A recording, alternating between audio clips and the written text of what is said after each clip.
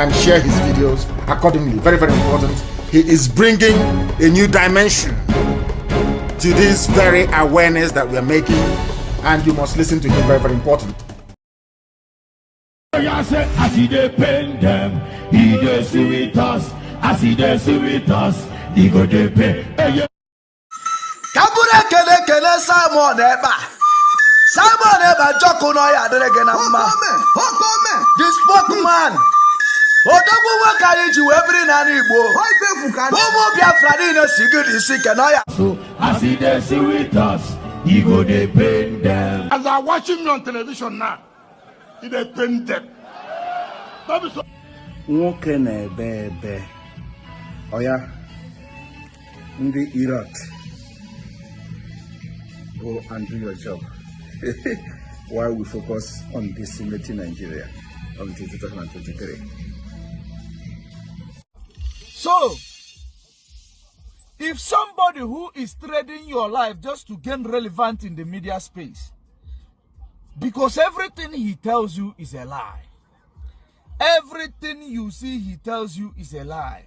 Whenever he is able to convince 2 criminals or 3 criminals in Biafra land, he will come to the media and start shouting, making noise. He will come to the media, start shouting, making noise. Empty vessel. He will be making a lot of noise. And so many people will now believe, no, this guy is doing something. You don't know that noise he's making. You know, it is to trigger violence in Biafra land. Because you can't stop us. You can gossip all you like. It's irrelevant to me. You can't stop us. Are you going to stop us? Who has gossip ever stopped before?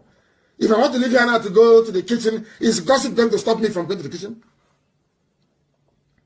Some people give undue attention to idiots. I'm saying you are gossiping. Will it stop me from going to US after COVID-19 lockdown has been lifted? Some people, I don't know. That is how you people become liars. That is why when you present a very valid point to an animal in the zoo, they never debate that very point. That is why I call them baboons and monkeys. Black Africans are backwards intellectually. And unless they come here and confess their ignorance and stupidity, behold, they have no future, I tell you.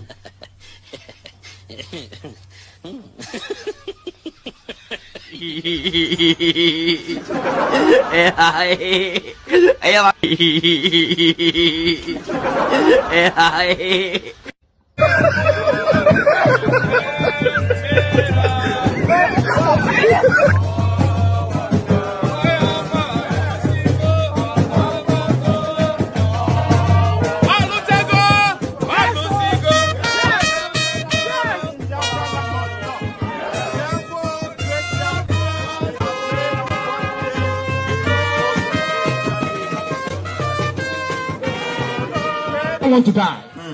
You don't want to sacrifice anything. Your life of a slave in Kuwait is fine for you. Will they give you Kuwaiti passport? Will they give Kuwaiti passport to your children? Will they allow you to buy a house in Kuwait? Can your children be Kuwaiti prime minister? Then what on earth are you doing here then? That means you're a slave. No, they're doing green art. You must go and listen to Simon Ekpa, who is doing a very fantastic job. Very great job that Simon Ekpa is doing. Very, very, absolutely fantastic job that he's doing. You must listen to him and share his videos accordingly. Very, very important. He is bringing a new dimension to this very awareness that we are making, and you must listen to him. Very, very important.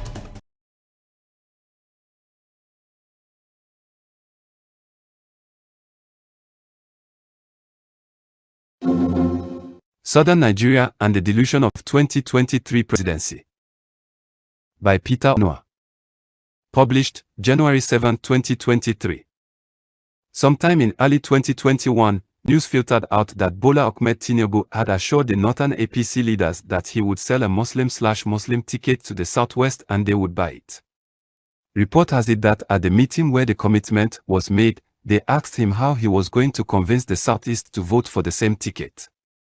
He was alleged to have responded that the southeast did not really matter in the calculation, that as long as he could convey Yoruba land and they, northerners, could get the northern support, they would cruise to victory, without the votes of the southeast. We later got to know that the original idea behind the Muslim/Muslim ticket was an attempt to frustrate his presidential ambition. Their thought was that he would object to a Muslim/Muslim pair and that they would insist it was the only option they had for him. How do you tell not only a Christian but a pastor in one of the biggest Christian denominations in the country that his presidential running mate would be a Muslim when he himself is a Muslim in a secular country like Nigeria? He knew the game plan, refused to allow it to deter him, and assured them he would run with it. The culmination of such several attempts to dissuade and frustrate him out of the race led to his now viral outburst at Abeokuta, Emilokan. As one group was scheming to get Tinubu off the race in APC, another group was stationed in the PDP to ensure one of their own emerges as the flag bearer of that party, in case the recalcitrance of this Emilokan denies them of that party's ticket. The emergence of Peter Obi in the Labour Party was an aftermath of his experience in the PDP. Though he has not disclosed what he encountered on his journey, Obi's body language, despite his taciturn nature, spoke volumes. Does Southern Nigeria really think that a northerner overseeing the election of Nigeria's presidency will award the winning to a southerner? Whoever thinks that has obviously not followed the history of leadership races. It is for this general naivety and ignorance that I keep encouraging anyone who cares to get copies of the following books and read Just Before Dawn by Professor Cole Ometoso and The Tale of June 12th by Professor Omo Omarui. Make no mistake, there would be ongoing nocturnal meetings between Atiku, El-Rufai, Gobashio's presidency, Ainisis Mahmoud, and possibly Lamido Sanusi. There would be ongoing scheming on how to retain power in the hands of the Fulani. How does Tinubu think an El-Rufai will support him over Atiku? Has he forgotten that Atiku is not only El-Rufai's brother, but his benefactor, who more or less made El-Rufai?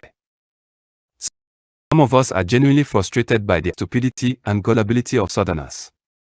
When I see the sort of discussions going on some social media pages, I can't help but imagine how truly clueless most Southerners are about the true state of the Nigerian project. The Fulani does not want the power shift to the south. Here it again, the North will do anything to frustrate a power shift to the south. They do not care about any party. They want to see that it is transferred to another Fulani, not even to a Hausa or a Kanuri. It was for that reason Peter Obi was frustrated out of the PDP. It was for the same reason Tinubu was saddled with the baggage of a Muslim/Muslim ticket.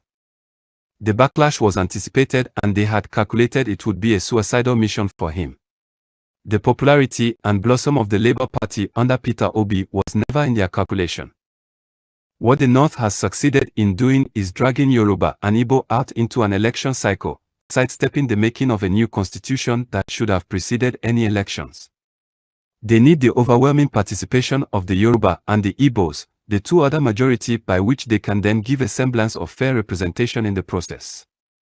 They would then be able to say to the international community, see, it was a widely and keenly contested election, may even get to a runoff. At the end, one person won, and that person happens to be a Fulani man.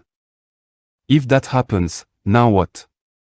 How can the Southern leadership live with the reality of a back-to-back Fulani rulership of Nigeria given the experience of the South and millions of the Fulani over the last 7+ years?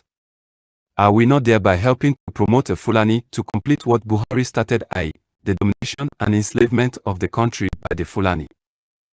And to think that the chief promoters of a back-to-back country are mostly Southerners is mind-boggling. It is unconscionable, unbelievably shocking to see some Southerners actually drumming support for an Atiku Abubakar presidency. So, Dele Momodu, Rino Omokri, the Obasikis, Dino Melai, the Yoruba Okon from Kogi, and most disappointingly, Ifeanyi Okawa, a supposed frontliner of the Southern Governors Forum, would face their constituencies proud to inform them they are part of an agenda to use one Fulani to replace another Fulani. Unbelievable. What would these Southerners tell their future generations about their roles in the vanquish of the South? Political expediency. Do people not have shame? Do they not think of posterity and what history will write about them? Afonja and his betrayal, which gave birth to an Ilorin emirate over a century ago, is still in our political discourse and will continue to be. Is that how these people want to be remembered? I must appreciate Governor Wike and his G5 governors for their tenacity and daring to stand up for what is right. It is not even enough for the G5 governors to insist on AU's resignation. It should be an insistence that Atiku himself, being a Northerner, cannot stand for election to replace another Northerner. Not so them just see us finish.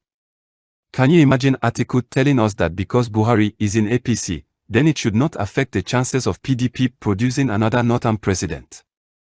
What an infantile puerile argument. Is that how stupid these people think we have all become? So, is it telling us Obasanjo could have handed over to another Yoruba or Igbo person, or that Jonathan could have handed to another Southerner and it will be fine with the North? What shameless effrontery and daylight robbery is that? It amazes me how the South is so gullible to think the North will actually organize a free and fair election, then hand over power if the winner is from the South. Has that ever happened? When has a Northern president or head of state ever handed power to a Southern successor? The transition of power has always been from a Southern leader to a Northern leader, i.e., Obasanjo to Shagari, Obasanjo to Yar'Adua, and Jonathan to Buhari. The Sultan will not even allow it, not to talk of now that they have a dog in the fight and are the referee at the same time. For them, Kaka Kekumo JCC, Efashi Awada Danu and I, meaning, if I can't have it, nobody will have it, so let us scatter it. Do people even realize the resistance from the highest level of the Northern power bloc against handing over to Abiola? People just think it was IBB that was power drunk and wanted to cling to power.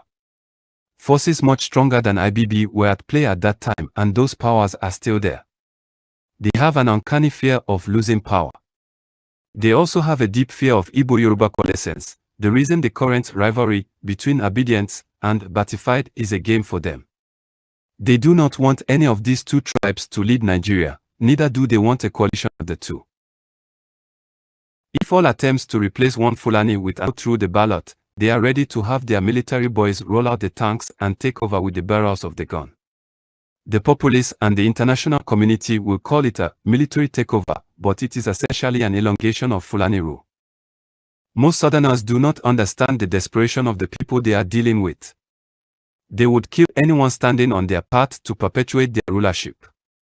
It has already started. Some seemingly inexplicable demises have explanations. Unfortunately, they have succeeded, yet again, in dividing the South along ethnic and religious lines. Lessons have been learned, but no.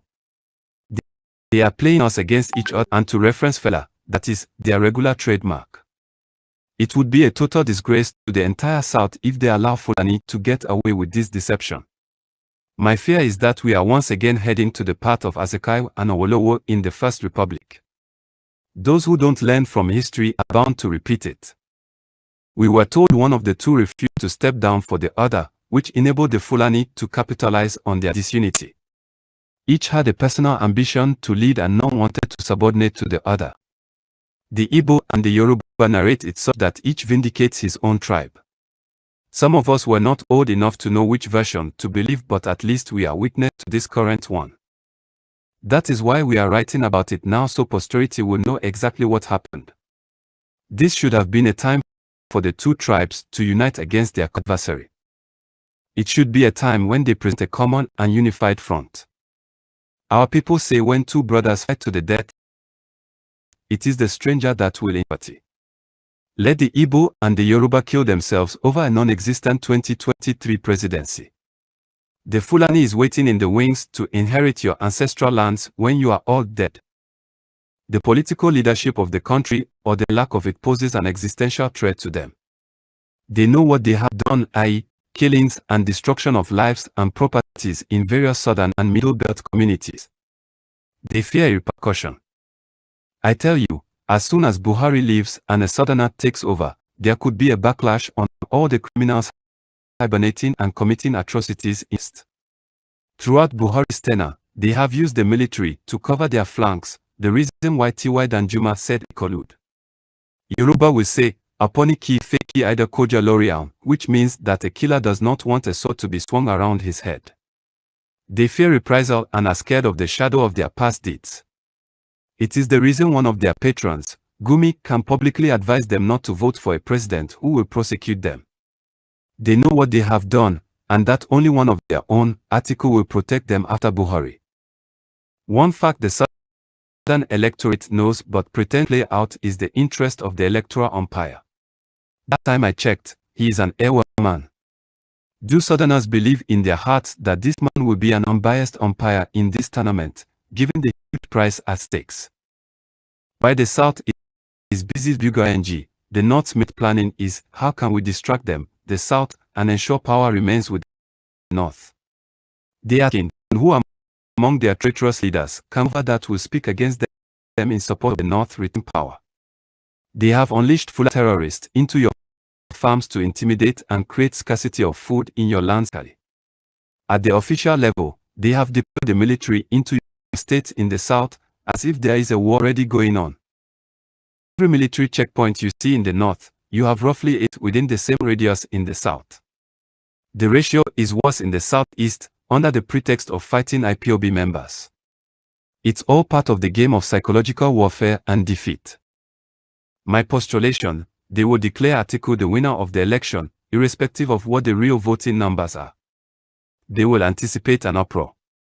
To assuage the South, they penciled down some names to appoint into key positions as soon as they declared Atiku winner. They will tell you to go to court and challenge the result. If your uproar spirals to a riotous tumult, they will deploy their military, kill a few and take some perceived frontline leaders of the protest into detention, reminiscent of June 12th. They will direct the CBN to release any required amount of money to buy out leaders of the major tribal groups. For the candidates i.e., Tinubu, Peter Obi, etc., they will tell them to name their price and promise to pay them any amount of money they want to assuage and compensate them. Did I hear you say, it can never happen? This is not 1993, wait for it. I will remind you. As it was in 2015 and 2019, a dog that will get lost does not hear the whistle of its owner. They call us guerrillas and political neophytes. Atiku is coming to finalize the Fulani agenda started by Buhari. Buhari spent the last 8 years restructuring the country to their preferred structure. He only needs Atiku to consolidate on that restructuring. Do people think he will hand over to a southerner who will deconstruct all that he has put in place for the benefit of his clan and their long-held belief that they own Nigeria? Atiku, I am told, is deadlier, more virulent, and will exercise a vice grip hold of the South. Just as Tinubu fed a lion that has almost now consumed him, those promoting Atiku now will be the first casualty.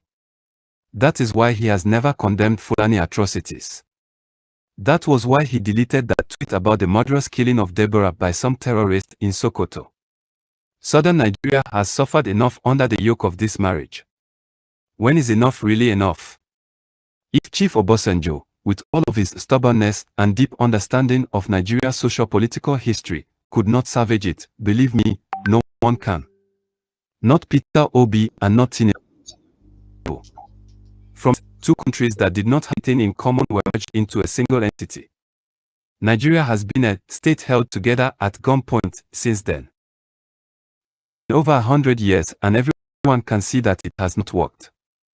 Anyone adamant about keeping it so, no doubt, reaps from the agony and frustration of the people of a failed state. They do not care about the well-being of the citizens or the development of the country. Chief Richard Akinjide, a one-time staunch supporter of the North, who went to the extent of betraying his kinsman, Chief Obafemi Awolowo, for the benefit of the North, before he died, said the North believes they can use the military to rule the country in a form of internal colonialism. He further said, and I quote, "These are people who do not make a distinction between public treasury and private treasury. Basic economics terms and investments are the engines for the growth of any economy. How can you ever hope to save and invest with such people?" As far back as 1962, Chief Obafemi Awolowo had referred to them as the autocratic ruling caste during his treason trial. Before any progress can be made in southern Nigeria, we have to go back to the two-state solution, northern Nigeria and southern Nigeria. Take it back to where it was before the British disingenuously merged them. Southern Nigeria delineation. We are running two countries as it were anyways. The Water Resource Bill is clear evidence. Those in southern Nigeria don't want it while those in northern Nigeria welcome it and in fact, anticipate it. The introduction of Sharia with its associated Hizbah police is another. The states in the Middle Belt will be given the choice to decide if they prefer a country of their own or vote for a choice between becoming part of southern Nigeria or part of northern Nigeria. Thank God for the discovery of oil wells and other minerals in the north. Southern Nigeria will decide after this first level of separation if they will continue as a unit or create new countries of Biafra, Oduduwa, and Niger Delta thereafter. The president of southern Nigeria extraction, even if it were to happen, with the current structure of the country, is window dressing. The sore will only fester. Like a friend of mine said, if perchance they give you the presidency now, the Fulani, like a hawk, will patiently wait for when they return to power to finish their project. Why to postpone the evil days? Some would say, why now when the presidential election is less than 2 months to take place? It is because we know the election is a distraction. It is a destination to nowhere, to a darker wilderness. It is being used to renew the life of a slavish constitution, the same reason our revered elder statesman, Chief Ayo Odebanjo, had said there should not be any elections before a new constitution. Pastor Chris Okoti also said just recently that there should be no election but that a transition government is put in place. Against all voices of wisdom, they are railroading us into an election because they need it as a vehicle to perpetuate their overlordship and finalize their evil agenda. Peter Omonua, an officer of the Canadian Armed Forces, lives in Ontario, Canada. Omonua@yahoo.com. This podcast was brought to you by BG Media. Download the BG Media app today or visit barglobal.net for more podcasts. There are two things plaguing them in the zoo: lies and deceit.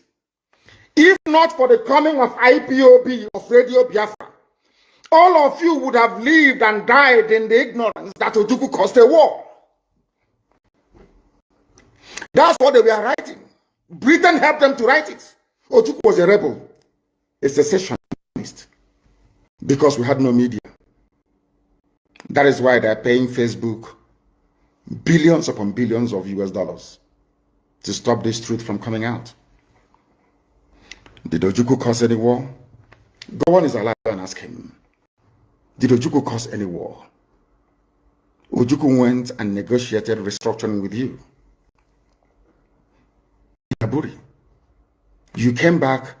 Britain told you not to agree because Britain realized that all the component units of Britain knows that if you go back to regionalism, you have economic growth. The country will do very well. But Britain doesn't want it. That was why they instigated the Nzogbu called Nzogbu coup, saying they will bring Awolowo to become the head of state. They knew what was going to happen. They wanted to truncate the economic miracle of Dr. Michael. But what I'm telling you are fast. Go and investigate for yourself. In the East, you had the fastest growing economy in the whole world, over 40%. There are two things plaguing them in the zoo: lies and deceit. If not for the coming of IPOB, of Radio Biafra, all of you would have lived and died in the ignorance that Ojukwu caused the war. That's what they were writing. Britain helped them to write it. Ojukwu was a rebel, a secessionist, because we had no media. That is why they're paying Facebook billions upon billions of US dollars to stop this truth from coming out. Did Ojukwu cause any war? Go on is alive. Go and ask him. Did Ojukwu cause any war? Ojukwu went and negotiated restructuring with you. In Aburi, you came back. Britain told you not to agree because Britain realized that all the component units of Britain knows that if you go back to regionalism, you will have economic growth. The country will do very well. But Britain doesn't want it. That was why they even instigated the Nzogwu coup, so-called Nzogwu coup, saying they will bring Awolowo to become the head of state. They knew what was going to happen. They wanted to truncate the economic miracle of Dr. Michael. But what I'm telling you are fast. Go and investigate for yourself. In the East, you had the fastest growing economy in the whole world, over 40% every year. In the West, Awolowo was performing his own miracle as well. Even in the North, Ahmadu Bello and Tafawa Balewa were doing very well. You had all those massive industries in the North. You even had Alamanjis that were employed in the North, meaningfully employed, gainfully employed. They were all doing very well. Britain said, no, for us to control these people, we need to impoverish them. Let us introduce this war. There was a coup by Nzogwu. And after that, there was the massacre of, as usual, massacre of our people in the North. Ojukwu said, I have to secure my land and my people. They said, no, let's go to Aburi to discuss it. Ojukwu went to Aburi and agreed, restructuring. That's something now you're asking for. To tell you how foolish Nigerians are. They're very foolish. That same nonsense you're asking for now was discussed many years ago. Ojukwu sat down in Aburi with Gowon and decided that regionalism was the best way forward, restructuring, going back to who you were, 1963 Constitution, 1960-1963 Constitution. Be on your own, tax to the central government, as they have in America, as they have even in Britain. Britain, you have Scotland that is almost independent, Wales, the same thing, everybody is free, but Britain doesn't want the same thing they're enjoying to happen in Nigeria. Why? Ask yourself that question. Anybody telling you about one Nigeria is your enemy. I'll prove it to you now. Ojukwu negotiated devolution, regionalism. The North will be on their own, the West on their own, even Middle Belt on their, Midwest on their own, and then the East on their own. It's the same one Nigeria. On their way to the airport, before they boarded the aircraft, a call came from Lagos, from the British High Commissioner in Lagos to Gowon, telling Gowon not to agree, after having signed the agreement. That same Gowon you're looking at today, God kept me alive so that he can witness the destruction he will bring upon that very zoo called Nigeria. Gowon said, do you know all the jobs in Nigeria? None of them have ever gone to Gowon to ask him, why did he say no to Aburi? Aburi was restructuring. None of those agitating for restructuring right now has ever gone to Gowon or gone to Nigeria to say, but Ojukwu negotiated restructuring. What happened? They came back and they said no. Ojukwu said, okay, so you want to continue to kill my people all over the place? No. Because of that, I'll declare Biafra. Today, they have brainwashed all of you with the perverse notion and thinking.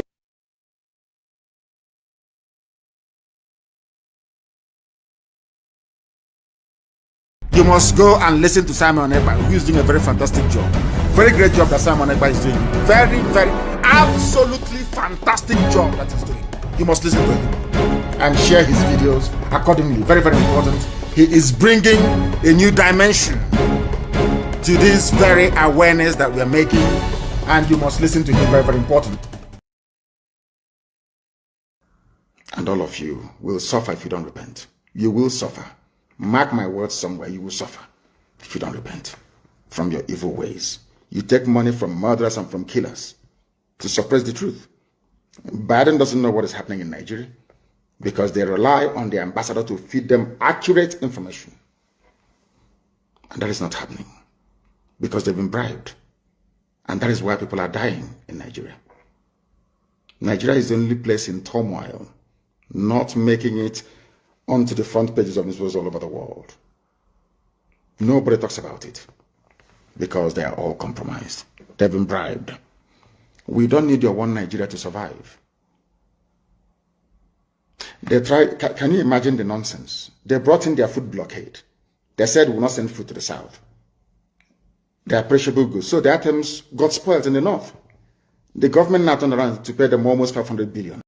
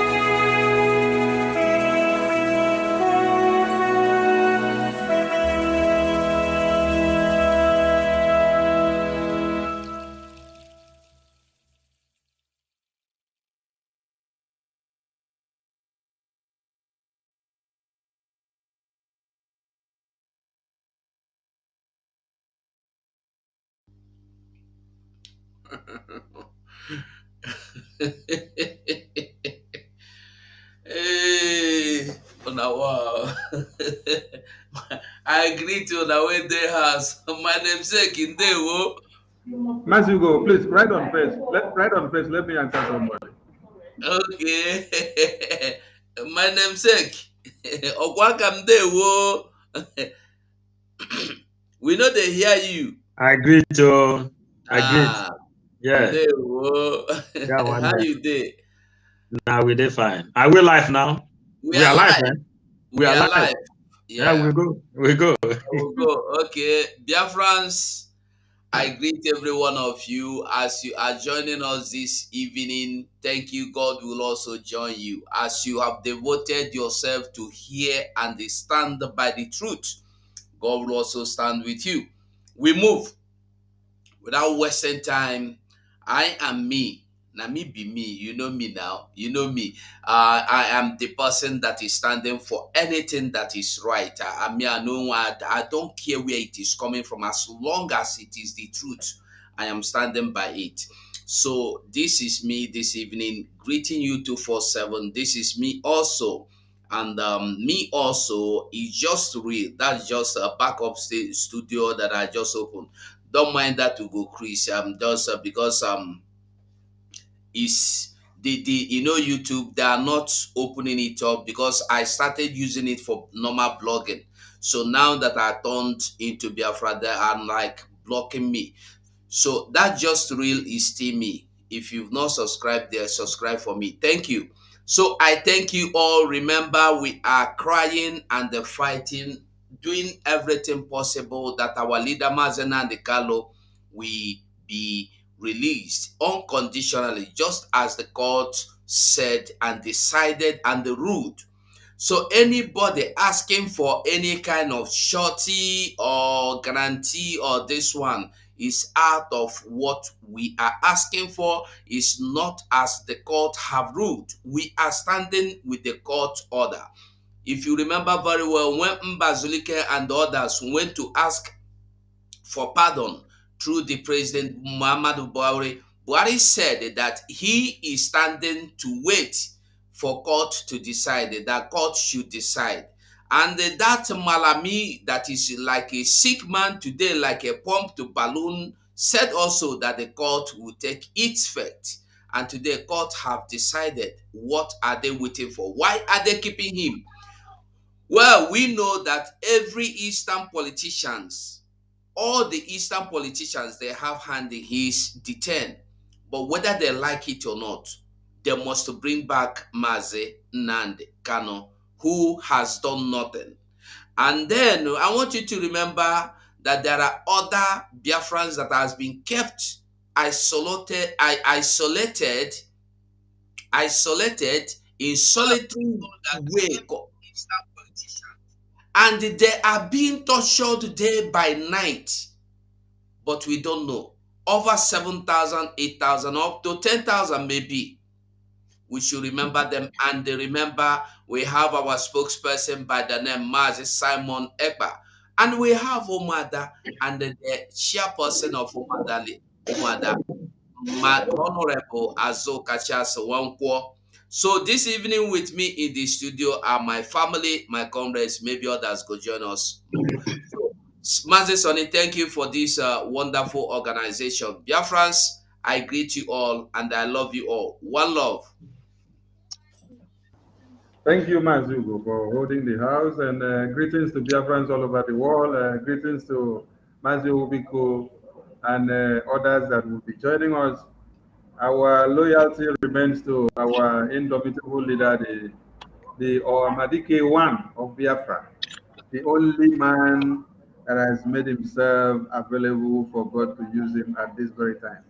Wherever he is, we owe him our loyalty, and as a servant of the people, we thank him for being available for us. So today we have come again, and on your few minutes in introduction. So, Majo, please use the next 5 minutes to brush up something before we go in. Use 5 minutes. Use your time extensively. We are not many here. Yeah. Thank you, my comrade. Thank you, 247. Thank you, Abarawa. Yeah, we must also thank Chuko Kikabiama, who is making it possible for us to continue doing what we are doing, seeking for what belongs to us. We will also thank Mazen Namdekano, who opened our eyes to know how to reclaim that which belongs to us. We also thank God for bringing Simon Eba, the dragon himself, in this very hour, the most needed hour. So we glorify the name of God. We thank God for everything he is doing. We thank the ESN. We also thank the Omada and the all lovers of freedom all over the world. We are 555 Vision. We have come to deliver this message to mankind for them to know the reason why we must be free. Because today we are fighting for survival. We are no more fighting only for freedom, but for survival, the right to live on this planet Earth. Thank you, my comrade. Thank you, Mazi Owubiko. As I was saying before, I was taken out of the studio. My special thanks to the Dragon, the interim leader of this movement, who Mazi Nnamdi Kanu had anointed, who is standing in as the spokesperson of Biafra, and also to Umuada and their team, and the leader of Umuada in the person of Madam Azuka, our gallant men of ESN and every volunteer army that is fighting with everything that they have in their hands to make sure what is brought to book. And to every Biafran who is making sure that the name of Biafra is written in bold, who is carrying out every civil disobedience day by day, who is facing the brunt of one Nigeria, who is making sure that everything happens the way they should happen. Kudos to you all.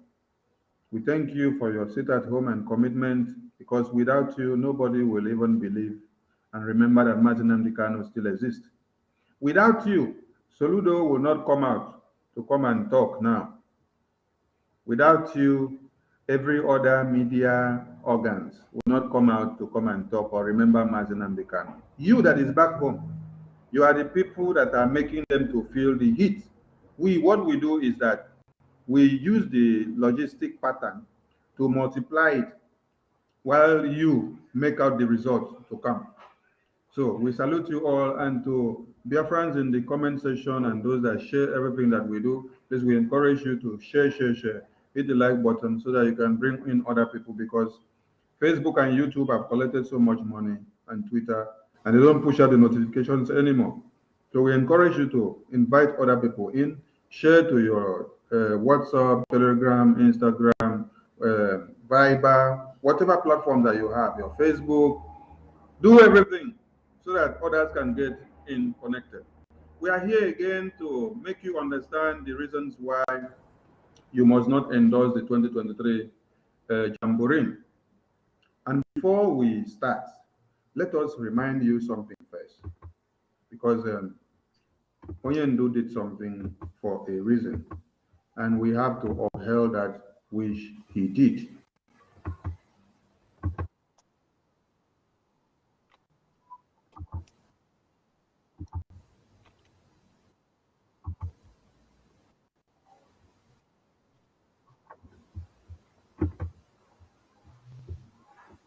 Let's remind Biafran something first.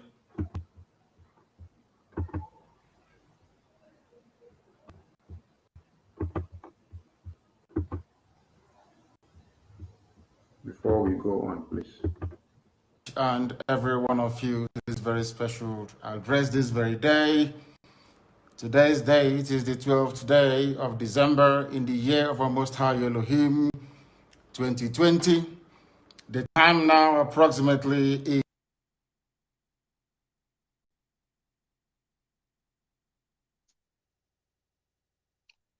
7 p.m. in the blessed land of Biafra. This is a live presentation on a very special day that Chukwuka Biama has designed, that we must do all we can to save ourselves from extinction, from a people who are determined to come down, to take over the lives of the children of the Most High, a day that we have drawn a line in the sand from which we can never ever retreat. We are not going to surrender our land to Janjaweed. It is not going to happen, not now, not tomorrow, not ever. I welcome each and every one of you, and as I do so, and as it is customary with us here, I will urge you to welcome other people as well, because the whole world is listening. On all our platforms, they are listening. And if you are doing so, it is very, very important that you pay particular attention to the announcements we have to make this evening. Very, very important that we do so. But as always, and before we go any further, we must hand over our proceedings to the Most High. But before I do so, I must always say good morning, good afternoon, good evening, and good night to some of you. This is a very special broadcast, and of course, we must pray. And prayer we must, this very evening and always going forward.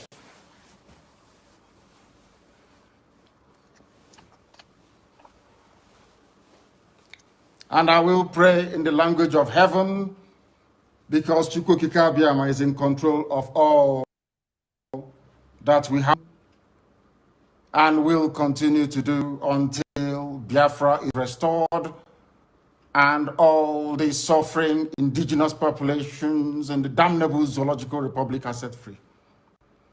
Chineke na nke pụrụ ihe niile Chukwuka Biama onye na-efe na aja ha nsọ ya ma mgbe niile. Onye ọbụla na ya na-achị eluigwe n'ụwa na-agba akaebe ịhụnanya gị na ebere gị amara gị na ọmịiko gị ebe ndị gị na-ebe ngọzi. Anyị wee na-etoghị agbanyeghị atụmatụ ọjọọ niile nke ndị iro. Iwe nye anyị ndụ n'ala nke dị n'uwere n'ụbọchị nke taa. Anyị wee na-asị na ịja mma niile otu niile dịrị aha nsọ gị. Onye ọ bụ naanị aka ike niile na ọ gbadara aka ya. Anyị wee na-akpọku gị na-asị gị na nke ọma anyị ga-ekele gị, nke ọjọọ ma anyị kelee gị. Anyị wee na-aja gị mma, wee na-eto gị, wee na-asọpụrụ gị n'isi ụmụ gị niile bụ ndị ikwu ndị wee ezu oku mgbe a kpọrọ ha ka ha wee chekwaa ala nsọ gị bụ Biafra onye nwe m na Chineke, na ihe ikwere anya nkwa na o mekataghị ka ndị iro wee were ala nsọ Biafra onye nwe m na Chineke na nke bi n'igwe. Agbanyeghị atụ nke ndụ ma ndị na-agba mgbọ ebe niile dị iche iche onye m na Chineke nna n'ihe na-egwu nke niile etu a n'ụbọchị nke taa. Anyị wee na-eto gị, wee na-asị onye nwe anyị na Chineke nna nke pụrụ m ihe niile, onye ọ bụ naanị ya na-azọpụta, onye ọ bụ naanị ya bụ okwu ya niile bụ ihe na amen. Anyị wee na-asị ezi ebube dị ngọzi na n'ụtụtụ na ịja mma na nsọpụrụ site n'ebighị ebi ma ruo n'ebighị ebi. Ise, ise, ise. As I said, this very evening, we are going to announce our preparedness to defend the land of Biafra.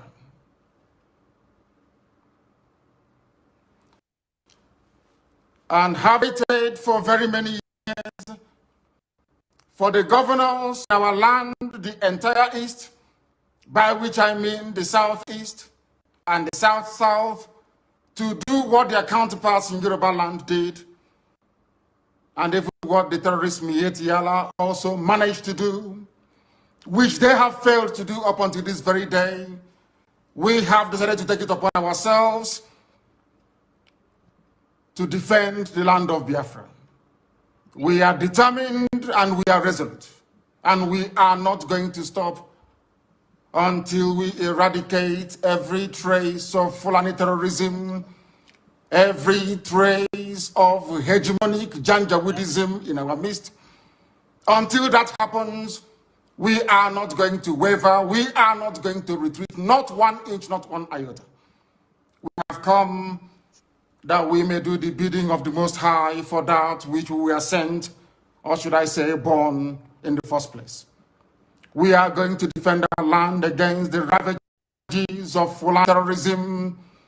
We are going to defend the lives of our people against state-sponsored extrajudicial killings by the zoo and forces. We cannot allow what happened in Obi, Buatompo, in Aba, in Afaruku, in Emene happen anymore. It can no longer happen in our land. Today, we are sending a note of warning, or should I say caution, to all those that delight in shedding the blood of Biafrans and innocent people right across the length of this zoological republic called Nigeria. That from this day onwards, any attempt to kill innocent people will be kindly reciprocated. Any attempt by the zoo army or the police to kill innocent populations the same way they did in Obi will be met in equal measure. Therefore, it has fallen upon this very generation to defend our land against the excesses and ravages of Fulani terrorism and the hegemonic tendencies of the Sokoto Caliphate. For years, our mothers have not been able to go to the farms. Our daughters are being raped and cut into pieces.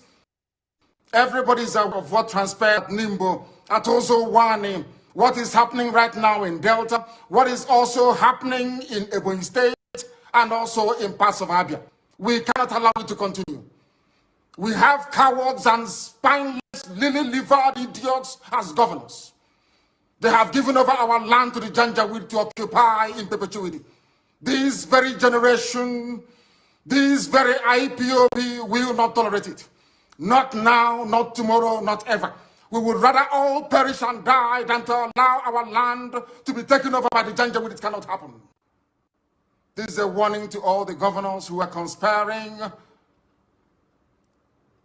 due to one political consideration or the other to give our land to infidels and blood-sucking demons from the Sahel. It cannot happen. Not under our watch. It's not going to happen. Not now, not ever.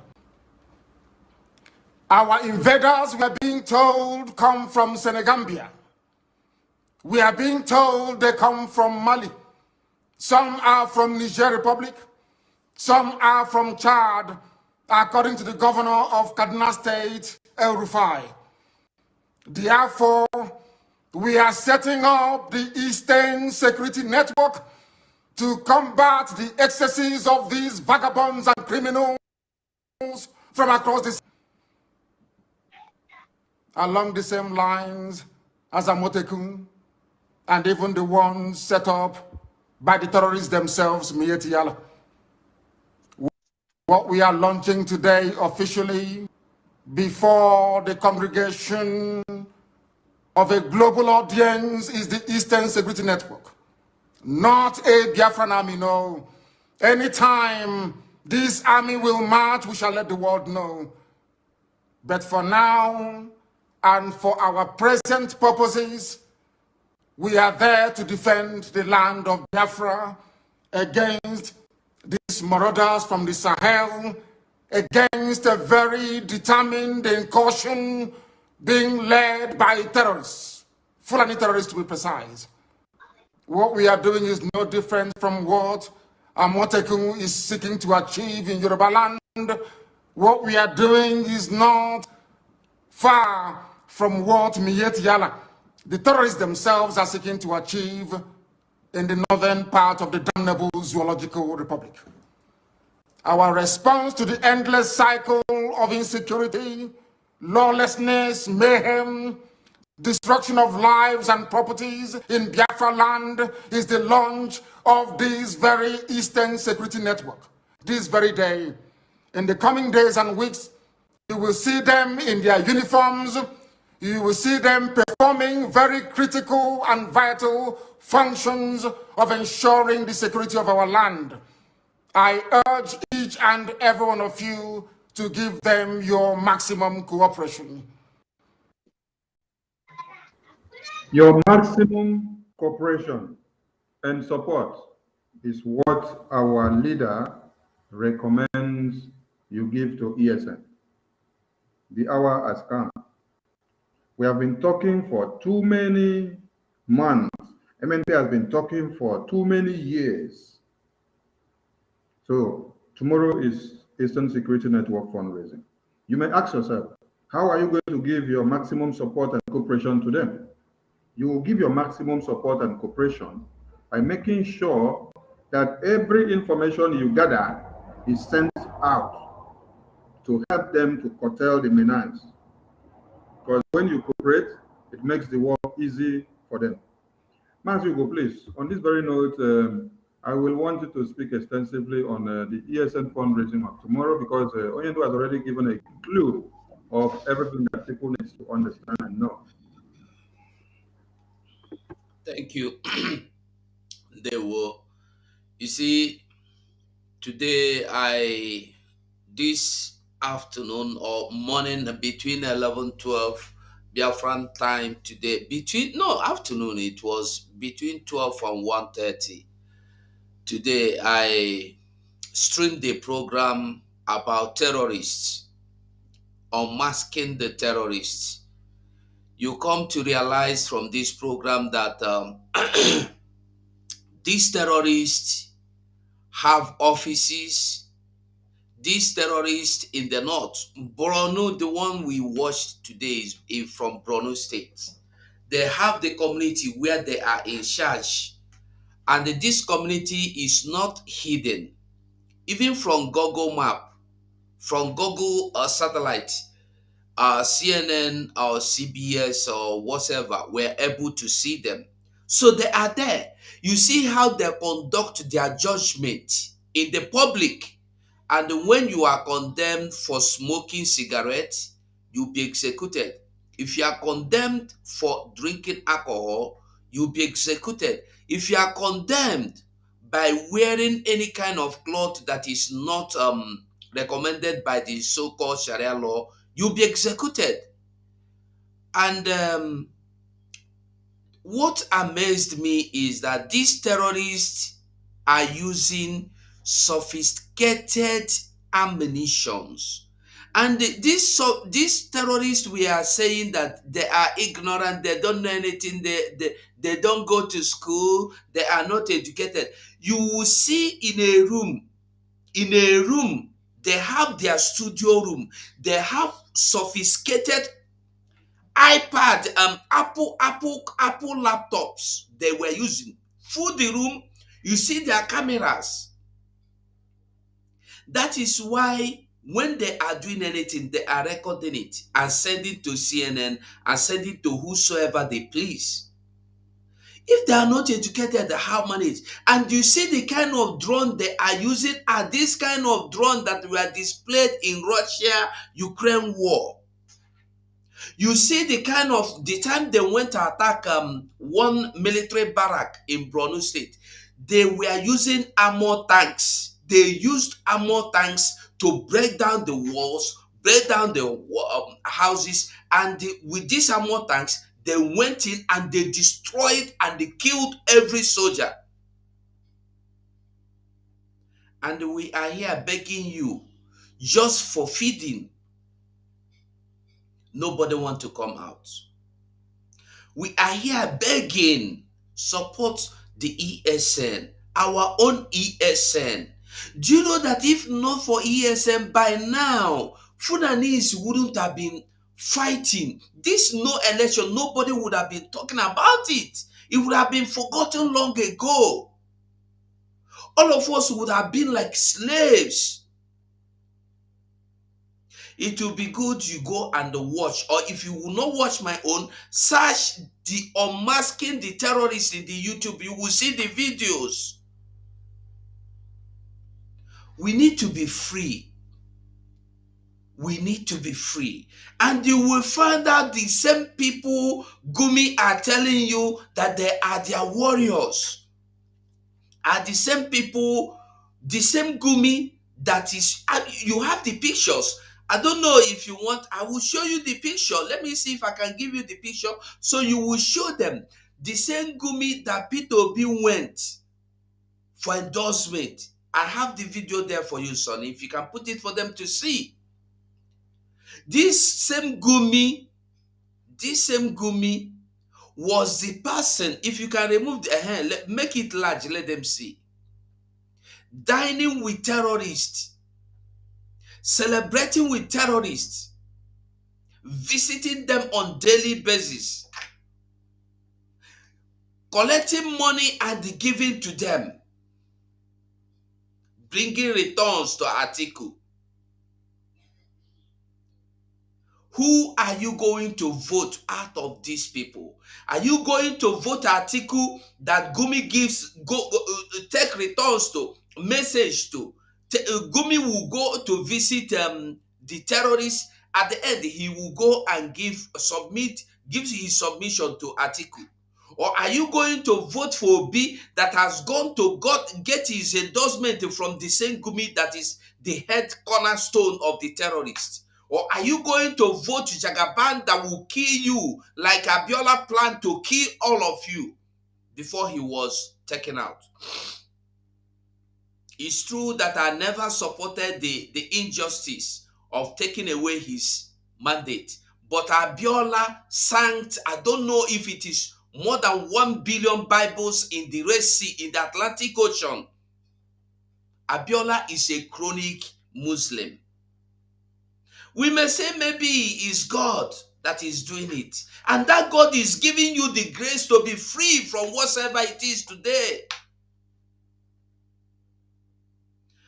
When we call for fundraising, we are not calling for fundraising because we want to have fun. We are not calling for fundraising because we don't have any better thing to do. We are not calling for fundraising to sit down on the set for 5 hours, 7 hours, 8 hours, sometimes 12 hours, begging you to come and give us money to sponsor the ESN that has been keeping our land. I want us to just think back and go back. The videos are all over. Sheikh, what was happening before Mazen Nnamdi Kanu formed this ESN? Then you will ask yourself, if the ESN has not been there till now, what would have happened to you? The ESN are there, they are killing us. Then think, the ESN are there, they kill us, they rape us, they eat our cassavas, they eat our farm products before our own very eyes. If you talk, they go kill you, so join the farm product, give their cows and cattle, make they eat. We don't have to be begging people, because those of you Biafrans that have this money and refuse to bring it, if we fail to restore Biafra, Funani will take over. Thank you, Sonny. Thank you, Mazi Ugo. Mazi Obiko, you have the mic, please. Speak extensively on the need for support to ESN, because MNK said you must give them your maximum support and you must do everything to cooperate for them to be able to function in a very rapid and useful way. You have the mic, Mazi Obiko. Yes, thank you. Hello, Biafrans. Every one of us knows the importance of ESN, but it happens that we have to wake up the soul of the people for them to come and join this struggle. You know that without ESN, our people will not be going to farm. Without the ESN, the cows will be circulated everywhere. The original plan of the Fulanis was to circulate their cows everywhere. But as ESN came, our people begin to go to farm. At least those cows, you cannot see them rampant anymore the way they are now. The original plan of the Fulanis has been distracted by the ESN. It is good for us all to understand the hard work of the ESN, and this is priority belonging to every one of us to support ESN, because as you are supporting ESN, you are also supporting and protecting your own father's land, your own father's dog, your own father's compound. ESN are the people doing this thing. it is not too much for you to stand up and say you are donating.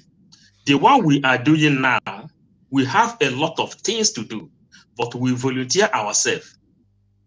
We volunteer ourselves to serve the public.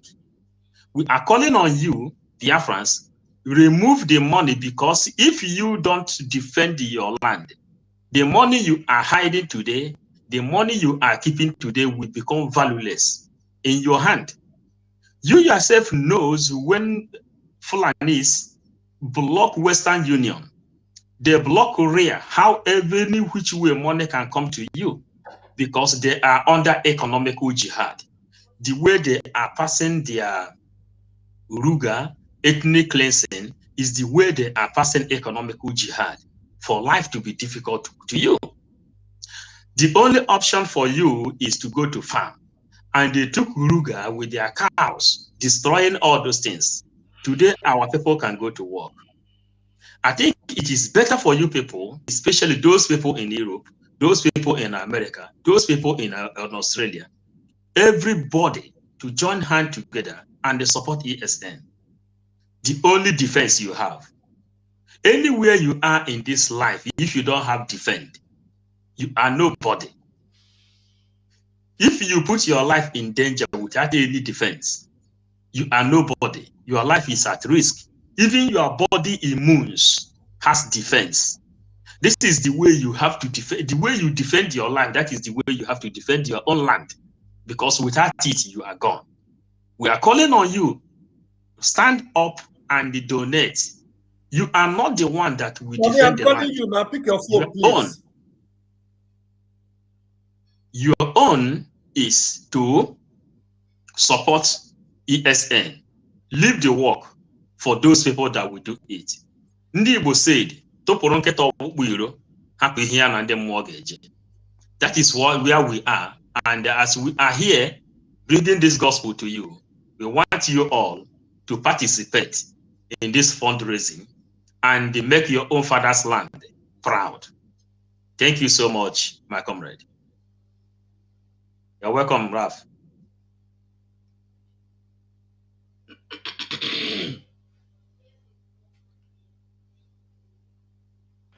Thank you, comrade. Thank you for your submission. Manzirab, what did you say? I was calling you. I'm trying to connect. I'm trying to stream. I can't stream. I don't know the system you sent in. I was calling you since you're not picking your call. I'm even calling you now. I think Raf, it's because you did not you did not play up before the program starts. It was an event that was. No, it's not the issue. It's not the issue. There's something. The system is just different. That was why I was calling you off. Yes, camera. I think go to the our WhatsApp and they join from there. I joined from WhatsApp. It can't connect. Anyway, I can't connect. That's why I was calling you. Okay. Welcome to the studio, please. Meanwhile, I'll be back. I'll be backstage. Backstage.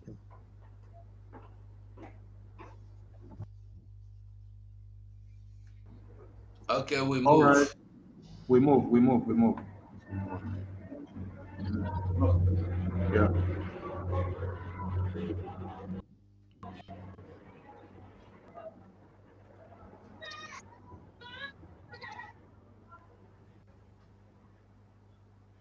Let's go to the video of the day. Sorry for the interruption, because we want people to understand something. Our topic says the oil and gas as priorities to the West cannot stop the Biafran movement. Now, let's listen to something. Because the West have come up with a series of madness recently. We will not allow sub-Saharan Africa to escape that. Okay, we do everything to keep sub-Saharan Africa where it is, also impoverished. It's absolutely vital for the prosperity of everyone else. So let's get clear about that. Okay, and this means all the economic structures, all the global institutions, and the economics we teach everyone is all designed to keep Africa exactly where it is. And whether it is Europe or US or now China, it's always the same. We need Africa to be impoverished because we need those raw materials and we need them dirt cheap. Okay, so that's the message. It doesn't mean to say that there's nothing Africans can do. Of course there is. But this is the opposition that they're fighting. This is what it's about. Because if Africa does do something different, I assure you living standards of all those in Europe and North America and Asia is going to fall. Okay? And that is a big price to pay. I assure you that the West is not going to allow that without a big fight. Okay, so this is what it's fundamentally about. What I want to show you is how these structures are operating. It's just 20 minutes, so we can't do very much, but just to give you a little bit of an idea. And why I keep the ideology part there is because we are part of the producers of ideology. At universities and academic institutions, we are complicit in this whole enterprise. Okay, so the job of many Western academics is to convince Africans they have to keep doing what they're doing. Okay, and to show them it's your fault that you're poor. It's not our fault. It's your fault that you're poor. You know, so this is what we do in academic institutions, and I want to show that as well. Let me just start. This is what it's basically about, so you know what it's about. But I want to just show you the extent to which Africa is specializing in the production of raw materials and basic agricultural goods. We know the basic forces that have caused this underdevelopment. We know it's colonization. I will not discuss that very much because my colleague speaker is going to go into some aspects of this. But I do want to discuss the global economic structures, the global financial institutions, and economic ideology, briefly, to give you a flavor of those. Let me start with this. You can't really see it so easily, but if those of you who are interested, you want the PowerPoint, I'm sure we can make it available to you. But the thing that you really need to see is the top line. Okay? And the extent of dependency is captured by this statistic at the top. Okay? And you compare it with all other income groups, and what you see is essentially in that one statistic how dependent sub-Saharan Africa is on raw material production. Okay? This is the very heart of what makes sub-Saharan Africa beat. Okay? Here, just to have a look at one very important additional statistic, with all this export coming from sub-Saharan Africa, how much does sub-Saharan Africa account for in terms of global trade value? We know there are vast resources coming from there, but look at the bottom line in terms of global trade value. Look at that. 0.5%, 1975, 0.95%, going down to 0.1. To 0.1. Meaning that with all these vast resources being produced, how much are they getting for it? Nothing. Nothing. This is a very significant piece of data. Then I just want to show you what has happened to sub-Saharan Africa, because what we know, and from all studies, no country ever develops without manufacturing. Okay, producing raw materials will not take you anywhere. Producing basic agricultural goods will not take you anywhere. And let's have a look at how much manufacturing activity takes place in sub-Saharan Africa. We can look over the last 15 years, 15, 20 years.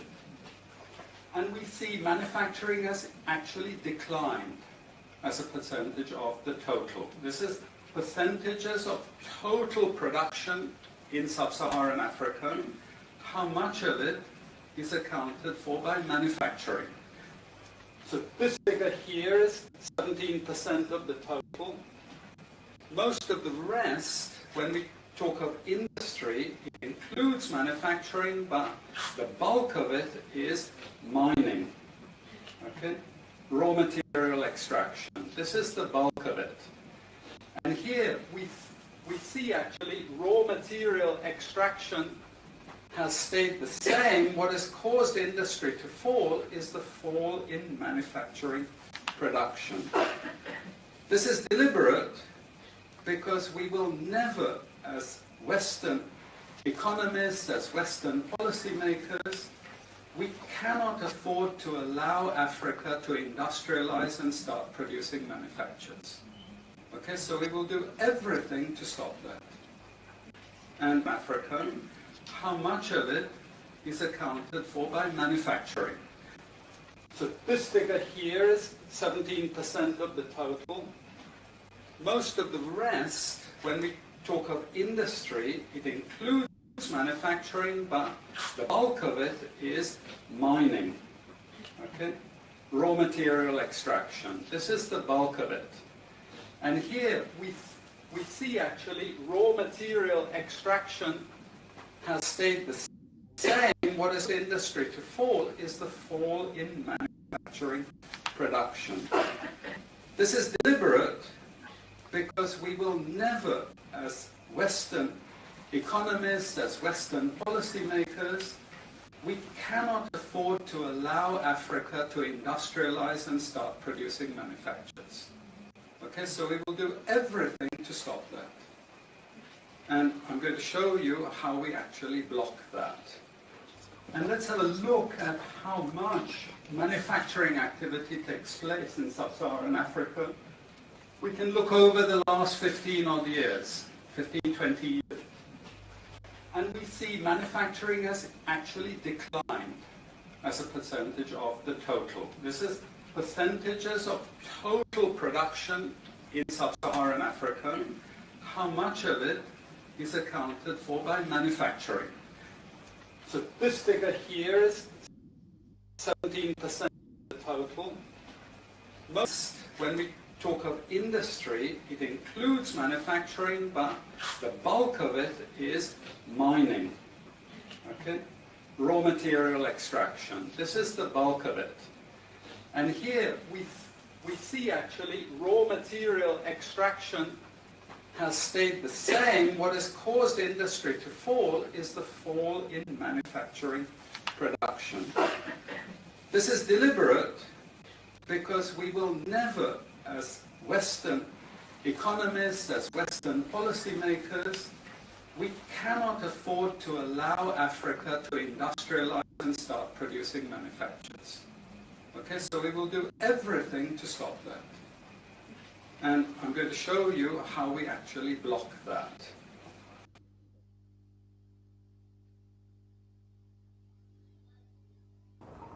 Mazugo, the floor is yours. You have listened to that video again. Actually, anytime anytime I listen to that video, I feel like jumping inside there, getting the man, tearing him into pieces. You know, if you listen to him, I have this video and I have other ones that I don't even want to use because I am more, I feel too bad to listening to them. Now the man said one thing. He said, it's obvious they are scared that the world power will come back to Africa. You know, there are something that we don't know.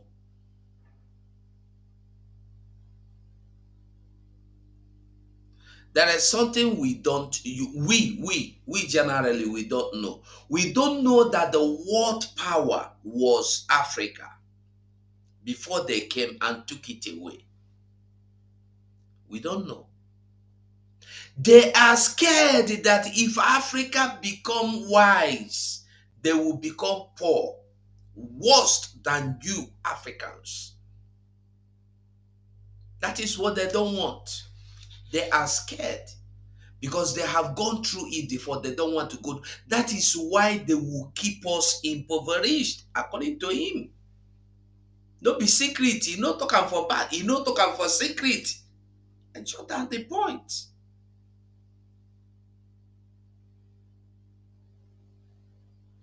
That is why they are scared.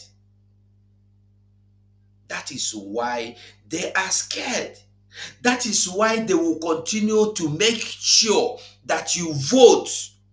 That is why you will see now in a time like this, you see somebody like Clinton will come out and advise you, go and vote. George Bush will come out, go and vote. Pope will come out, advise you, even pray for Holy Ghost to guide you to vote to the right candidate.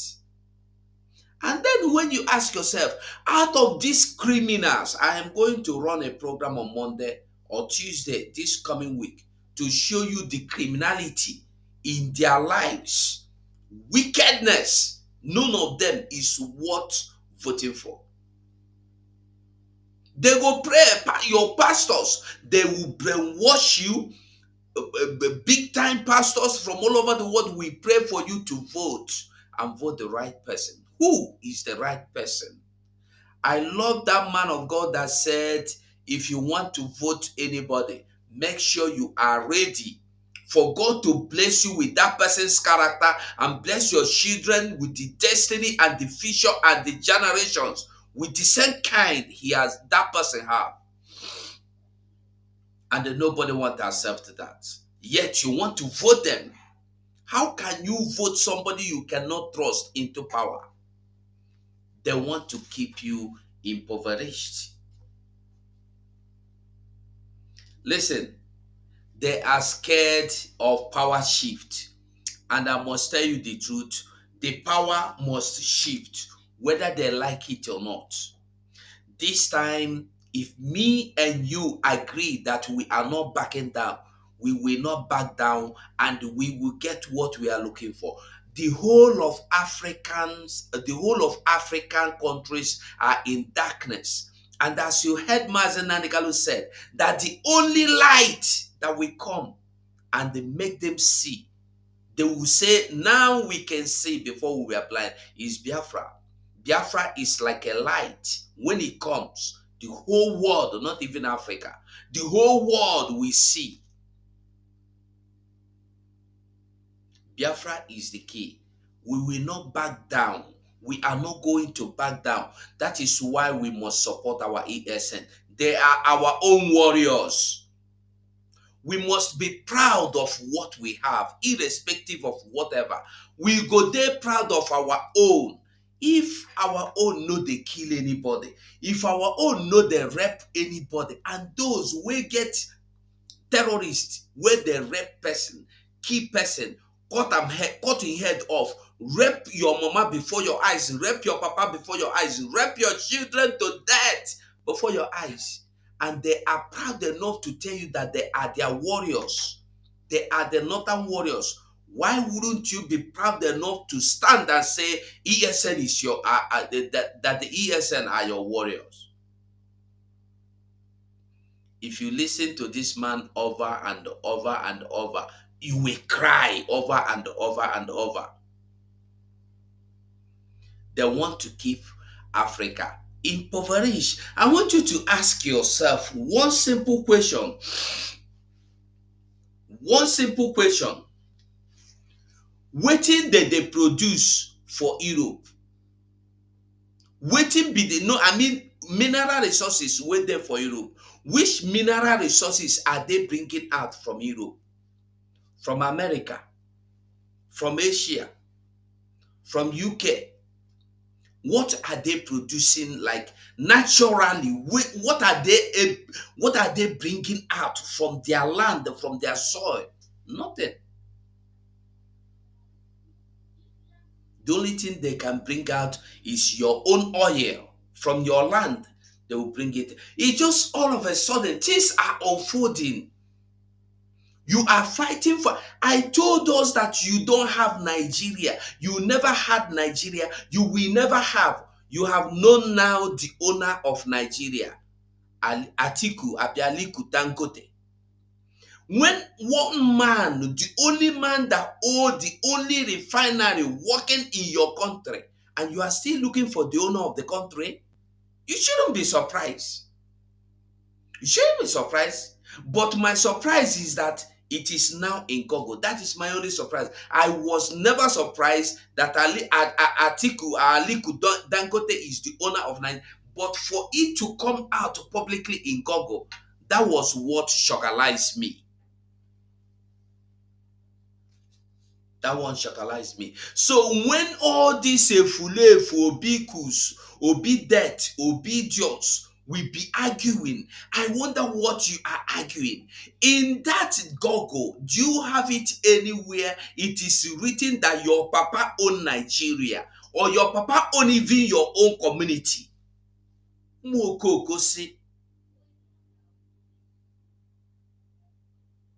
Even your father's house is not in the Google, but it's not written in the Google. Even Google is too much now. Your own email is not there that you own your father, your own themselves. You belong to Aliku Dangote. You belong to him. You are his property. That is what the world knows, and they know that Nigeria is a zoo.